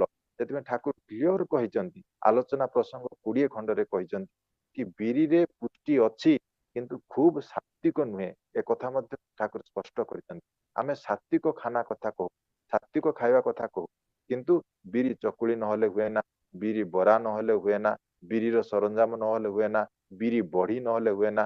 ବଢି କେମିତି କରିବାକୁ ହୁଏ ଠାକୁର ମଧ୍ୟ ସେଟା କହିଦେଇଛନ୍ତି। ବିରି ବଢି କରିବ, ସେ ବିରି ବଢି ସହିତ ରାଶି ଟିକେ ପକେଇବାକୁ ପଡିବ, ସେଥିରେ ବାଦାମ ଟିକେ ପକେଇବାକୁ ପଡିବ। ଏଇ ରାଶି ବାଦାମ ଦେଇ ଯଦି ବଢି କରାଯାଏ ନା, ସେ ତାଠାରୁ ପୁଷ୍ଟି ବୋଧେ ଆଉ ରେୟାର ଅଛି। ସେଥିପାଇଁ ବଢିରେ ବିରି ଆଉ ବାଦାମ ଟିକେ ଦେବାକୁ ହୁଏ। ଏଟା ମଧ୍ୟ ବତେଇ ଦେଲେ ଠାକୁର। ତ କେମିତି ଖାଦ୍ୟ ପ୍ରସ୍ତୁତ କରିବାକୁ ହୁଏ, ତାର ସରଞ୍ଜାମ କେମିତି ପ୍ରସ୍ତୁତ, ପ୍ରତିଟି ପଦକ୍ଷେପରେ ଆମକୁ ବତେଇ ଦେଇଛନ୍ତି ଠାକୁର। ସେଇ ଅନୁସାରେ ମତେ କିନ୍ତୁ ଚାଲିଲେ ମୋର ଏଇ ଯେ ଜୀବନଟା ସୁନ୍ଦର ହୁଏ। ତ ସେଥିପାଇଁ ବିରିକି କହିଲେ ବିରିଟା ଖୁବ ସାତ୍विକ ନୁହେଁ, ବିରି କନଜମ୍ପସନ ମତେ ଟିକେ କମ ଦରକାର। ତାହେଲେ କଣ କରିବା ଦରକାର ନା ଡାଲିଟା ପୁଷ୍ଟିକର ଡାଲି ଭିତରେ ସବୁଠୁ ଭଲ ହଉଛି ମୁଗ। ମୁଗ ଏ ମୁଗଟା ହଉଛି ହାଇ ରେସ୍ପନ୍ସିଭ, ବ୍ରେନ ଆଉ ନର୍ଭ କୁ ବହୁତ ରେସ୍ପନ୍ସିଭ କରେ, ଝାଡା ପ୍ରବଣ କରେ, କିନ୍ତୁ ଆମେ ସେ ମୁଗର ଧାର ଧାରୁନି, ମୁଗ ଆମ ପାଖରେ ନାହିଁ। ତେଣୁକରି ଆମର ମନୀଷୀ ମାନେ ପୁରାଣ ଶାସ୍ତ୍ରରେ ଆମର ପିତୃପୁରୁଷ ଗଣ ଇଏ ସମସ୍ତେ ଆମର ଶ୍ରାଦ୍ଧଠୁ ଆରମ୍ଭ କରିକିରି ଏ ଦେବ ଦେବତାଙ୍କର ଯେତିକି କର୍ମ ଅଛି ସେ ସବୁ ଜାଗାରେ ମୁଗର ବ୍ୟବହାର କରାଯାଏ। ତେଣୁ ମୁଗ ଡାଲି ସେଇଠି ଏଇ ଯୋଉ ଶ୍ରାଦ୍ଧରେ ମୁଗ ଡାଲି, ଏଇ ପୂଜାରେ ମୁଗର ବ୍ୟଞ୍ଜନ, ଏଇ ସବୁ ଜିନିଷ ଗୁଡାକ ଏଇଥିରେ ଏଇ ପୂଜା ପର୍ବରେ ଲଗେଇବାର ପ୍ରଥା ଆମର ରହିଆସିଛି। କାହିଁକି ମୁଗଟା ଏତେ ରେସ୍ପନ୍ସିଭ, ଆଉ ସେ ବ୍ରେନ ଆଉ ନର୍ଭ ଏ ଦୁଇ ଗୁଡାକୁ ଏକଦମ ଝାଡା ପ୍ରବଣ କରି ତୋଳେ। ତେଣୁ ଏ ଡାଲିର ଗୁଣାଗୁଣ ମଧ୍ୟ ଆମକୁ ଜଣାନାହିଁ। ତାହେଲେ ମୁଗ ଡାଲି ଖାଇଲେ, ମୁଗ ଡାଲି ପାଇଁ ପୁଣି ଠାକୁର ଗୋଟେ କଣ୍ଡିସନ ଦେଲେ, କହିଲେ ଆଜ୍ଞା ମୁଗ ଡାଲି ଖାଇଲେ ତ ବାୟୁ ହଉଛି, ତ ଠାକୁର କହିଲେ ମୁଗ ଡାଲିର ସବୁ ଗୁଣ ଅଛି କିନ୍ତୁ ଦୋଷ ଟିକେ ବାୟୁ କରେ। କଞ୍ଚା ମୁଗଟା ଭଲ, ଭଜା ମୁଗଟା ତାଠୁ ଟିକେ ଖରାପ। ଭଜା ମୁଗଟାକୁ ଯଦି ଭାଜି ଦଉ ତାହେଲେ ସେଥିରେ ବାୟୁ ଅଧିକା ହୁଏ। ତ ଆମେ ମୁଗର ଟିକେ ବାସ୍ନା, ମୁଗ ଡାଲି ଟିକେ ଟେଷ୍ଟ କରିବା ପାଇଁ ମୁଗଟାକୁ ଆମେ କଞ୍ଚା ଡାଲିଟାକୁ ଭାଜୁ କିମ୍ବା ମୁଗଟାକୁ ଭାଜିକିରି ତାକୁ ଡାଲି କରୁ। ଠାକୁର କହିଲେ କଞ୍ଚା ମୁଗ ହିଁ ଭଲ, ସେ ଭିତରେ ଏତେ ବାୟୁ ହୁଏ ନା। ଆଉ ଡାଲି କେମିତି ରାନ୍ଧିବା ଭଲ ଏଟା ମଧ୍ୟ ଠାକୁର ବତେଇଦେଲେ। ମା ଜଣେ ପଚାରିଲେ, କହିଲେ ଡାଲିଟା କେମିତି ରାନ୍ଧିବାକୁ ହୁଏ? ଯେତେବେଳେ ଠାକୁର କହିଲେ ସାଧାରଣତଃ ଟିକେ ବହଳିଆ ଡାଲିଟା ହେଲେ ହିଁ ଭଲ, ବହଳିଆ ଡାଲି। ଆଉ ପେଟ ଖରାପ ଥିଲେ ଡାଲିର ପାଣିଟା ଭଲ, ପେଟ ସୁସ୍ଥ ଲୋକ ପାଇଁ ବହଳିଆ ଡାଲି। ଆଉ ପେଟ ଯାହାର ଖରାପ ଥିବ, ଗୋଳମାଳ ଥିବ, ତାହେଲେ ତାକୁ ଡାଲିର ପାଣିଟା ଭଲ, ସେଠି ବହଳିଆ ଡାଲି ଖାଇଲେ ହବନି। ଆଉ ଡାଲି ଭଲ ଭାବରେ ସିଝିବା ଦରକାର। ଆମେ କରୁ କଣ, ଏଇ ଡାଲି ନ ସିଝେଇକି ଆମେ ତାକୁ ବ୍ରେକେଜ କରୁ, ତାକୁ ଭାଙ୍ଗି ଦଉ। କେମିତି? ଆମେ ସମସ୍ତେ କର୍ମଜୀବୀ, ସମୟ ନାହିଁ ଆମ ପାଖରେ, ବିଭିନ୍ନ କର୍ମ ଧନ୍ଦାରେ ଆମେ ବ୍ୟସ୍ତ, ତା ଭିତରେ ଦେଇକି ପ୍ରେସର କୁକରଟେ ଆଣିଲୁ, ଡାଲିଟା ପକେଇ ଦେଇକି ଫଟ ଫଟ ଫଟ 4, 5, 7ଟା ସିଟି ଆମେ ବଜେଇଦେଲୁ। ସେ ସିଟିରେ ପୁଣି କମ୍ପିଟିସନ, ପଡୋଶୀ ଘରେ ଯାଇ କଥା ହେଇକି ତୋର ଡାଲିଟା କେତେଟା ସିଟିରେ ସିଝୁଛି? ସେ କହିଲା 3ଟା ସିଝୁଛି, ମୋରଟା 5ଟା ଡାଲିରେ 5ଟା ସିଟି। ଯାହାର ସିଟି ଯେତେ ବାଜିଲା, ଯେତେ କମ ସମୟରେ ଫଟ ଫଟ ଫଟ ଫଟ 5 ମିନିଟରେ 5ଟା ସିଟି ବାଜିଲା, ତାର ସେତେ କ୍ରେଡିଟ। ତ ସିଟି ବଜେଇକିରି ପ୍ରେସର କୁକରରେ ଆମେ ଡାଲିଟା ସିଝୁ। କିନ୍ତୁ ଡାଲିଟା ତିଆରି ହେବା ପାଇଁ ଯୋଉ ଫୁଡ ଷ୍ଟଫ, ଫୁଡ ମ୍ୟାଟେରିଆଲ, ଖାଦ୍ୟ ପଦାର୍ଥ ତିଆରି ହେବା ପାଇଁ ଯେତେ ଦିନ ଲାଗିଛି, ଯେତେ ସମୟ ଲାଗିଛି, ତାର ଭିତରେ ଇଣ୍ଟର ମଲିକୁଲାର ଆସୋସିଏସନ, ତାର ଅଣୁ ଅଣୁ ଭିତରେ ତାର ବନ୍ଧନଟା ଏତେ ଜୋରରେ ବାନ୍ଧି ହେଇଥାଏ। ଯିଏ ତିଆରି ହେବା ପାଇଁ ଯେତେ ସମୟ, ତାର ଭିତରେ ଆଣବିକ ବିନ୍ୟାସର ସଂଗଠନ, ତା ଭିତରେ ଆଣବିକ ଏ ଯୋଉ ଆକର୍ଷଣ, ତାର ଫୋର୍ସ ଅଫ ଆଟ୍ରାକ୍ସନ, ତାର ଆସୋସିଏସନ, ସେମାନଙ୍କର ସେତେ ତ ସେମାନେ ଶୀଘ୍ର ସିଝିବେ ନାହିଁ। ତାଙ୍କୁ ସିଝିବା ପାଇଁ ଟିକେ ସମୟ ଦରକାର। ଫୁଟେଇ ଫୁଟେଇ ଫୁଟେଇ ଯୋଉ ଡାଲିଟା ଯେତେ ଷ୍ଟ୍ରଙ୍ଗ, ସେ ଡାଲି ସେତେ ଅଧିକା ସମୟ ଲାଗେ ସିଝିବା ପାଇଁ। ଆମେ ସେ ତାର ନ୍ୟାଚୁରାଲ ପ୍ରକ୍ରିୟାରେ ନ ସିଝେଇକି ଆମେ ତାକୁ ଭାଙ୍ଗି ଦଉ, ହାଇ ପ୍ରେସର ହାଇ ଟେମ୍ପରେଚର ଦେଇକି। ଏଇ ଯୋଉ ପୂର୍ବରୁ କଥା ଆରମ୍ଭ କରୁଥିଲେ ଆମେ, ଯୋଉଟା ହଉଛି ବିଭିନ୍ନ ପ୍ରକାର ଖାଦ୍ୟରେ ପୋଡିଗଲେ ଯେ ବିଭିନ୍ନ ପ୍ରକାର ପର୍ଟିକୁଲେଟ ମ୍ୟାଟର ସୃଷ୍ଟି ହୁଏ, କାର୍ବନ ମନୋକ୍ସାଇଡ ସୃଷ୍ଟି ହୁଏ, ନାଇଟ୍ରୋଜେନ ଡାଇଅକ୍ସାଇଡ ସୃଷ୍ଟି ହୁଏ, ଆଉ ବିଭିନ୍ନ ପ୍ରକାର ଆକ୍ରିଲାମାଇଡ ଆମ ଭିତରେ ପଶେ। ତ ଇଏ ସବୁ ଯେତେ ଗୁଣ ବୈଶିଷ୍ଟ୍ୟ ଗୁଡାକ ଅଛନ୍ତି, ଏଇ ଯୋଉ ଖରାପ ଟକ୍ସିକ ରିଲିଜ ସବଷ୍ଟାନ୍ସ, ଇଏ ହାଇ ଫ୍ଲେମରେ ଏମାନେ ସବୁ ସକ୍ରିୟ ହେଇଯାଆନ୍ତି ଅଧିକା ହିଟରେ। ତ ସେମାନଙ୍କୁ କମ ହିଟରେ ଅଧିକା ସମୟ ପର୍ଯ୍ୟନ୍ତ ଆମେ ଯଦି ତାକୁ ଫୁଟଉ, ତାହେଲେ ସେଟା ସିଦ୍ଧ ହୁଏ, ସେଟା ସିଝେ। କିନ୍ତୁ ପ୍ରକୃତରେ ଆମେ ଦେଖୁ ଡାଲିଟା ଗୁଣ୍ଡ ହେଇଗଲେ, ପାଣିରେ ମିଶିଗଲେ ଭାବୁ ଏଟା ସିଝିଗଲା, କିନ୍ତୁ ପ୍ରକୃତରେ ସେଟା ସିଝେ ନାହିଁ।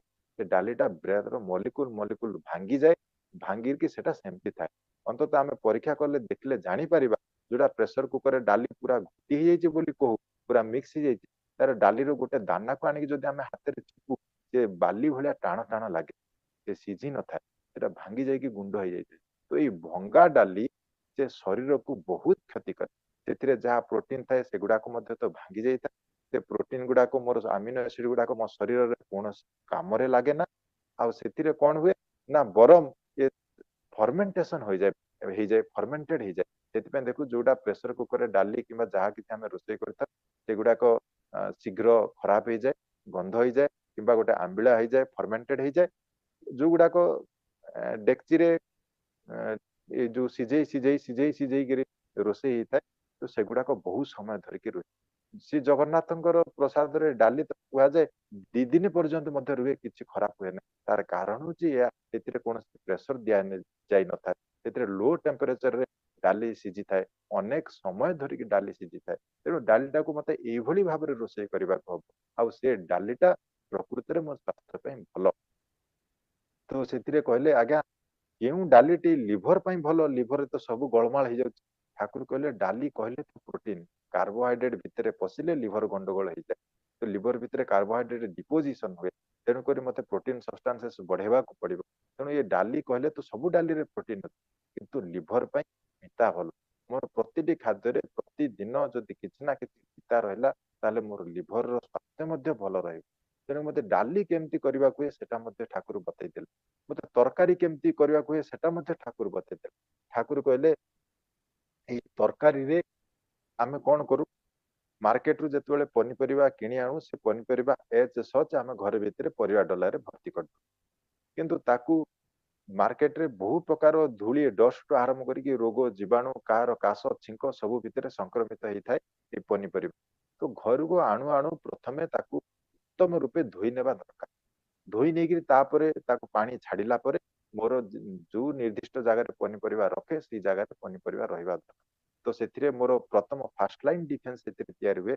ପ୍ରଥମ ଅବସ୍ଥାରେ ଅନେକ ରୋଗ ଜୀବାଣୁକୁ ମୁଁ ଧୋଇବି କେମିତି ନା ତାର ମଧ୍ୟ ବିଧାନ ଅଛି।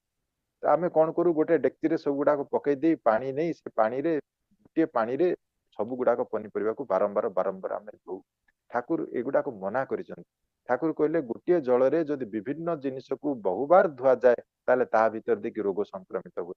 ହୁଏତ କିଛି ପନିପରିବାରେ ଯୋଉ ଜୀବାଣୁ ଅଛି ସେ ଅନ୍ୟ ପନିପରିବା ପ୍ରତି କମ୍ପେଟେବୁଲ ନାହାନ୍ତି, ହୁଏତ ସେଇ ପନିପରିବା ଆଣିକି ଯୋଉ ସହିତ କମ୍ଫର୍ଟେବୁଲ ସେ ହୁଏତ ଅଲଗା ସହିତ କମ୍ଫର୍ଟେବୁଲ ନୁହେଁ, ସଙ୍ଗତି ନାହିଁ। ସେ ଅସଙ୍ଗତି ଜିନିଷ ଯଦି ଆଣିକି ସଙ୍ଗତ ଜୀବାଣୁ ଭିତରେ ସାଙ୍ଗେ ମିଶିଗଲା, ତାହେଲେ ହୁଏତ ସେଥିରେ ରୋଗ ସୃଷ୍ଟି କରିପାରେ, ଏଇ ସମ୍ଭାବନାଟା ମଧ୍ୟ ଅଛି। ତେଣୁ ଯେତେବେଳେ ମତେ ପନିପରିବା ଧୋଇବାକୁ ହୁଏ, ମତେ ରନିଂ ଟ୍ୟାପ ୱାଟରରେ ଧୋଇବାକୁ ପଡିବ। ରନିଂ ଟ୍ୟାପ ୱାଟର ମାନେ ଯୋଉ ପାଣି ବୋହି ଯାଉଥିବ ସେଇଭଳିଆରେ ତାକୁ ଦେଖେଇକିରି ମୋର ପ୍ରତିଟି ରୋଗ ଜୀବାଣୁକୁ ବୁହେଇ ଦେବା ପାଇଁ ମତେ ଚେଷ୍ଟା କରିବାକୁ ପଡିବ। ସେ ରନିଂ ଟ୍ୟାପ ୱାଟରରେ ଯଦି ମୁଁ ଧୋଇ ଦିଏ, ତାହେଲେ ସେଥିରେ ଖୁବ ଭଲ। ଆଉ ତାର ପାଣି ଛାଡିଲା ପରେ ମୁଁ ନିର୍ଦ୍ଦିଷ୍ଟ ଜାଗାରେ ନେଇକି ରଖେ। ଆଉ ପନିପରିବା ଯେତେବେଳେ ମୁଁ କାଟୁଛି କିମ୍ବା ତରକାରୀ କରିବା ପାଇଁ, ସେତେବେଳେ ପନିପରିବାକୁ ପ୍ରଥମେ ମୁଁ ଧୋଇବି, ତାପରେ ମୁଁ କାଟିବି। ଆମେ କଣ କରୁ, ଉଲ୍ଟା କରୁ, ପ୍ରଥମେ କାଟୁ ତାପରେ ଆମେ ତାକୁ ଧୋଉ। ଇଏ କାଟିକି ଧୋଇବା ଦ୍ଵାରା ବହୁତ ଗୁଡାଏ ଖାଦ୍ୟ ପଦାର୍ଥ ତ ନଷ୍ଟ ହୁଏ, ଖାଦ୍ୟ ତତ୍ଵ ତ ନଷ୍ଟ ହୁଏ, ତା ସହିତ କିଛି ରୋଗ ଜୀବାଣୁ ମଧ୍ୟ ତା ଭିତରେ ପଶିଯାଆନ୍ତି। ଏଇ ଧରନ୍ତୁ ଯେମିତି ଆମେ ଅମୃତଭଣ୍ଡାଟା ଆଣିକି ପ୍ରଥମେ ତାକୁ ଚାଞ୍ଚି ଦଉ, ଚାଞ୍ଚି ଦେଇକି ତାପରେ କାଟିକିରି ପୁଣି ଗୋଟେ ପାଣି ଭିତରେ ତାକୁ ଭରି ଦଉ, ପାଣି ଭିତରେ ଭରିକି ତାକୁ ଧୋଇକିରି ମୁଁ ଯେତେବେଳେ ତରକାରୀରେ ପକେଇଲି ତାକୁ ଧୋଇକିରି ମୁଁ ପକାଏ। ସେଥିରେ କେତେ ଲସେସ୍ ହଉଛି ଆମେ କଣ କେବେ ଧ୍ୟାନ ଦଉ? ସେ ଅମୃତଭଣ୍ଡା ଭିତରେ ଗୋଟେ କ୍ଷୀର ଅଛି, ଯାହା ଭିତରେ ଗୋଟେ ଏନଜାଇମ ଅଛି, ତାକୁ ଆମାଇଲେଜ ବୋଲି କୁହାଯାଏ। ସେ ଆମାଇଲେଜ ଏନଜାଇମ ମୋର ଶରୀରରେ ଡାଇଜେସନ କରିବାରେ ସାହାଯ୍ୟ କରେ। ସେଥିପାଇଁ ସେ କିଛି ଯଦି ଖାଦ୍ୟ ପଦାର୍ଥ ସିଝୁ ନଥିବ, ଡାଲି ଯଦି ସିଝୁ ନଥିବ, ତାହେଲେ ମଟର ଯଦି ସିଝୁ ନଥିବ, 2-4 ଖଣ୍ଡ ଅମୃତଭଣ୍ଡା ଯଦି ପକେଇ ଦିଆଯାଏ, ତାହେଲେ ସିଏ ଏକା ସାଙ୍ଗରେ ସିଝିଯିବ, ଜଲ୍ଦି ସିଝିଯିବ ପୂର୍ବ ଅପେକ୍ଷା। ସେଥିପାଇଁ ତା ଭିତରେ ଆମାଇଲେଜ ଏନଜାଇମ୍ସ ଅଛନ୍ତି। ସେ ଏନଜାଇମ ଗୁଡାକ ସିଝେଇବାରେ ସାହାଯ୍ୟ କରନ୍ତି, ଡାଇଜେସନ କରିବାରେ ସାହାଯ୍ୟ କରନ୍ତି। ମୋର କ୍ଷୀର ଭିତରେ ଅମୃତଭଣ୍ଡା କାଟିଲି, ସେ ଭିତରେ ଯେତିକି କ୍ଷୀର ଥିଲା, ଆମାଇଲେଜ ଏନଜାଇମ ଅଛି, ତା ଭିତରେ ପାପେନ ଅଛି, ସେଗୁଡାକୁ ମୁଁ ଧୋଇକିରି ନଷ୍ଟ କରିଦେଲି, ଧୋଇକିରି ମୁଁ ଫୋପାଡ଼ି ଦେଲି। ଫୋପାଡ଼ି ଦେଇକିରି ମୁଁ ଖାଲିଟା ଯୋଉଥିରେ ମୋର ସବୁ ଖାଦ୍ୟ ତତ୍ଵ ନଷ୍ଟ ହେଇଗଲା, ଏନଜାଇମ ନଷ୍ଟ ହେଇଗଲା, ପାପେନ ନଷ୍ଟ ହେଇଗଲା, ତାକୁ ନେଇକି ମୁଁ ତରକାରୀରେ ଡାଲମାରେ ମୁଁ ପକେଇଲି। ତ ଏଭଳି କରିକିରି ଆମ ସ୍ୱାସ୍ଥ୍ୟଟାକୁ ଆମେ ହାନି ପହଞ୍ଚଉ। କେବଳ ଅମୃତଭଣ୍ଡା ବୋଲି ନାହିଁ, ବହୁତ ସମୟ ତ ସରି ଆସିଲାଣି। ତ ବହୁତ ଗୁଡେ ଏମିତି ପନିପରିବା ଅଛନ୍ତି ଯୋଉଗୁଡାକର ଖାଦ୍ୟ ତତ୍ଵ ଆମେ ଅନାୟାସରେ ବିନା କାରଣରେ ଆମେ ଧୋଇ ଦଉ। ଏମିତି ବି ପନିପରିବା ଗୁଡାକୁ ଆମେ ଚାଞ୍ଚୁ, ଚୋପା ଯାହାର ଛଡେଇବା କଥା ନାହିଁ ସେ ଚୋପା ଗୁଡାକ ଛଡେଇକି ଚୋପା ଫୋପାଡି ଦଉ। କେତେ ଚୋପାରେ ଆଣ୍ଟି ଅକ୍ସିଡେଣ୍ଟ ଅଛନ୍ତି, କେତେ ଆନ୍ଥୋସିଆନିନ ଅଛନ୍ତି, କ୍ୟାରୋଟିନ୍ସ ଅଛନ୍ତି, କେତେ ଆମର ଭିଟାମିନ୍ସ ଅଛନ୍ତି, ଫାଇବର ଅଛି, ଇଏ ସବୁ ଗୁଡାକ କିନ୍ତୁ ସେ ଚୋପାରୁ ଆମେ ବାଦ ଦଉ। କିନ୍ତୁ ଯୋଉ ଗୁଡାକ ଚୋପା ଖାଇଲେ ଆମ ପାକସ୍ଥଳୀ କିମ୍ବା ଆମ ଡାଇଜେଷ୍ଟିଭ ସିଷ୍ଟମକୁ ଅସୁବିଧା ପହଞ୍ଚେଇବ, ଅସ୍ୱାଦ ପହଞ୍ଚେଇବ, ସେଗୁଡାକ ସିନା ଆମେ ପକେଇବା ଦରକାର। ଆମେ କିନ୍ତୁ ଆଳୁ ଚୋପାକୁ ଚାଞ୍ଚିକିରି ରୋଷେଇ କରୁ, ଯୋଉଥିରେ କି ଫାଇବର ଥାଏ। ଫାଇବରଟାକୁ ଫୋପାଡିକି ଆମେ କେବଳ କାର୍ବୋହାଇଡ୍ରେଟ କନଜ୍ୟୁମ କରୁ, ଯାହା ସ୍ୱାସ୍ଥ୍ୟ ପାଇଁ ହାନିକାରକ। ଟମାଟର ଚୋପା, ବାଇଗଣର ଚୋପା, ସେଗୁଡାକୁ ବାହାର କରିକି ଆମେ ଫୋପାଡୁ। जो चोपा गुड़ाक देकर आमर बहुत गुड़े विटामिन्स एंटीऑक्सीडेंट गुड़ाक आम लॉस कर तेणुक जो जह्नी चोपा ताकू फोपाड़ी दो जह्नी चोपारे केते सुंदर डिश तैयारी मटर छुई आम आणु मटर छुई चोपा को फोपाड़ी दो गाई की दो मटर छुई ठाकुर कहले मते ये जो माँ माने सब बाछी बाछिकी भल खाद्य खाती आ मते सब खराब खाद्य दिखती गोटे थटा मजार दिने कहते माँ मैंने भल खाद्य कहती ना माँ मैंने खाती कौन ना मटर चोपा खाती जह्नी चोपा खाती ये जी चोपा को सब फोपाड़ी दिखती से गुड़ा सब माँ मैंने खाती कहीं से माँ मैंने सब खराब खाइबे आ भाई मान को घर आत्मीय स्वजन सब भल भल देवे ये भल देवा और खराब खाइबा चक्कर से भल खाती बोली ठाकुर कहते से मटर छुईर ऊपर स्केलेटन टाक जब बाहर कर दि जाए आकु जदि रोषे दि जाए से ठाकुर कहते सेटा पूरा एकदम ये जो छतु पनीर खाइला भली लगे ये टेस्ट किंतु आमे खाई जानूना करी जानूना ये रंधन विषय बहुत बहुत ठाकुर कहते पाखापाखि 22 खंड आलोचना प्रसंग भितर देकर अनेक कथा ठाकुर कहते आमको केमती या पूर्व तो समय भितर सब कभर हो पार ना तो भात डाली तरकार गोटे सम्यक झलक टे देली आ बाद बाकी जहाँ रहा सेगुड़ा हुए तो क्वेश्चन आंसर रे किसी जदि डिस्कशन रे आसे ताक डिस्कशन करि पारे तो कथा होची जो मोर रोसईटा मते एमिति हेबा दरकार जा पूर्व आलोचना रो आरंभ करथिलु कि स्वास्थ्य प्रद हेबा दरकार आउ ଆଉ 5 ମିନିଟ ସୁସ୍ଥ हेबा କୁହନ୍ତୁ, ଆଉ दरकार 5 ମିନିଟ ତା କୁହନ୍ତୁ। बेजी ହଁ आउ हजम हेबा तो ये जो हजम हवा कथा ठाकुर कहते कि आमर ये जो खाद्य खाऊ देखा जाए मु सब खाऊची सब किछि होची किंतु मोर शरीर रे लागु नाही आ शरीर किंतु भल होने मु खूब प्रोटीनेसियस जिंस खाऊची किंतु तथापि मोर प्रोटीन रो अभाव हो तो सेते ठाकुर को यही कथा मध्य दिने प्रश्न करागला ठाकुर कहले खाद्य खाइबाटा बड़ कथा नुहे खाद्य हजम हवाटा होची बड़ कथा मु जहा खाए से जदि मोर हजम हेकि मो शरीर रे न लागिला ताहाले किंतु सेटा कोनोसी काम रे लागे ये जो शरीर रे लागिबा कथा से शरीर रे लागेटा केमि ना धरंतु ए मु भात खाइली रुटी खाइली कोनोसी श्वेतसार जिंस खाइली मिठा खाइली कार्बोहाइड्रेट अधिका नेली से नेबा परे मते शारीरिक व्यायाम करबा पई ठाकुर कहउछन्ति शारीरिक व्यायाम कले कोन हुए फिजिकल एक्टिविटी रे ना ये फिजिकल एक्टिविटी देइकरी मोर शरीर रो सेल रे कोष रे जो गुडा को सब कार्बोहाइड्रेट थांती ग्लूकोज थाए से गुडा को व्यवहार हो जाए से व्यवहार हो गला परे ए सेल टा खाली पड़ जाए तापर मोर रक्तर गोटे धर्म मु खाइला परे डाइजेशन जते बेले हुए से डाइजेशन रे शर्करा गुडा को रक्त को मिसे से रक्तर धर्म हला से शर्करा गुडा को धरिक टाणी नहीं कि समस्त कोष को से नहीं पहुंचाए तो समस्त कोष को जिते नहीं पहुंचाए से कोष तांकरी पाखरे जेतेबेले जो जिनिस दरकार से जिनिसटा को रखिबे आ कोष रो जहा दरकार नहीं से जिनिसटा को से मोटे रखिबे नहीं ग्रहण करिवे नहीं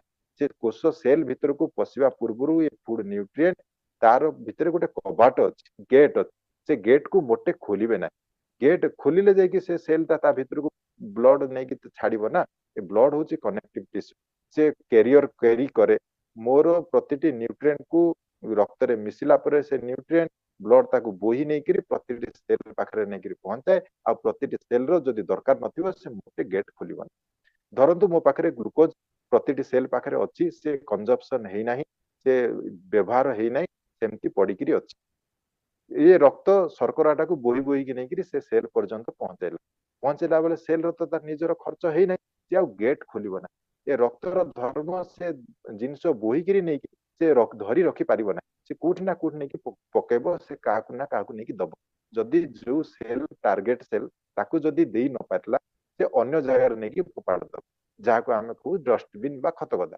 से डस्टबिन किए ना ताकू विज्ञान भाषा रे कहै जे एडिपोज टिश्यू जो टिश्यू ए डस्टबिन भलिया ए जो अनयूटिलाइज्ड सब्सटेंसेस गुडा न्यूट्रिएंट गुडा ता पाखरे जमा करके रखे आ एथरु मेदबहुल सृष्टि हुए मोटापा सृष्टि हुए आ ये मोटापा केवल मोटापा नुहे मोटापा संगे देखंतु हमर जो diabetes blood pressure liver disorder ता सहित PCOD polycystic ovarian syndrome आ जो मेंस्ट्रुएशन डिजॉर्डर ये सब गुडा केवल ये एक्सेस फूड मटेरियल डिपोजिशन पई हुए स्पेशली कार्बोहाइड्रेट तेणु ये कार्बोहाइड्रेट शर्करा जातीय जिनिस सेल रे अधिका थिला मोर रक्त पुणी मु खाइली रक्त डाइजेशन है रक्त रे मिसी रक्त ताको बोहिकी नेला किंतु सेल ताको ग्रहण करि पारला नै से नै कि आडिपोज टिश्यू रे पकेला सेतुर मोर शरीर वेट बढ़िला लिवर रे नै कि पकेला लिवर रे तहिति जमा है कि लिवर डिजॉर्डर हैला मोर ओभार रे नै कि डिपोजिट करि कि मोर सिस्ट हैला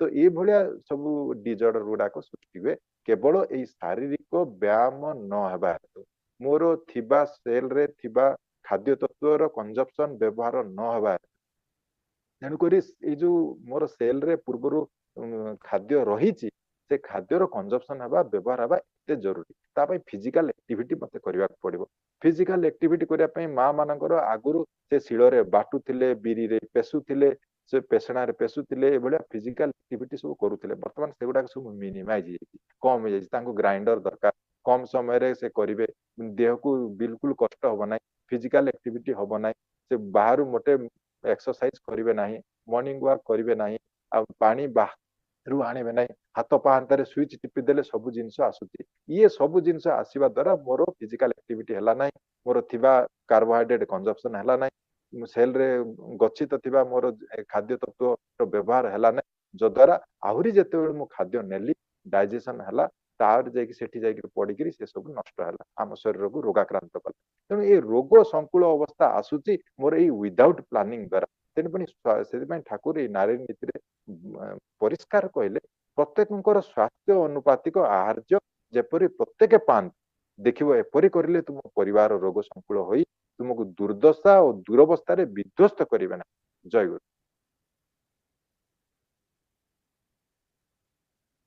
जय गुरु बहुत बहुत धन्यवाद चित्त पुरंजय पाणिग्राही दादा।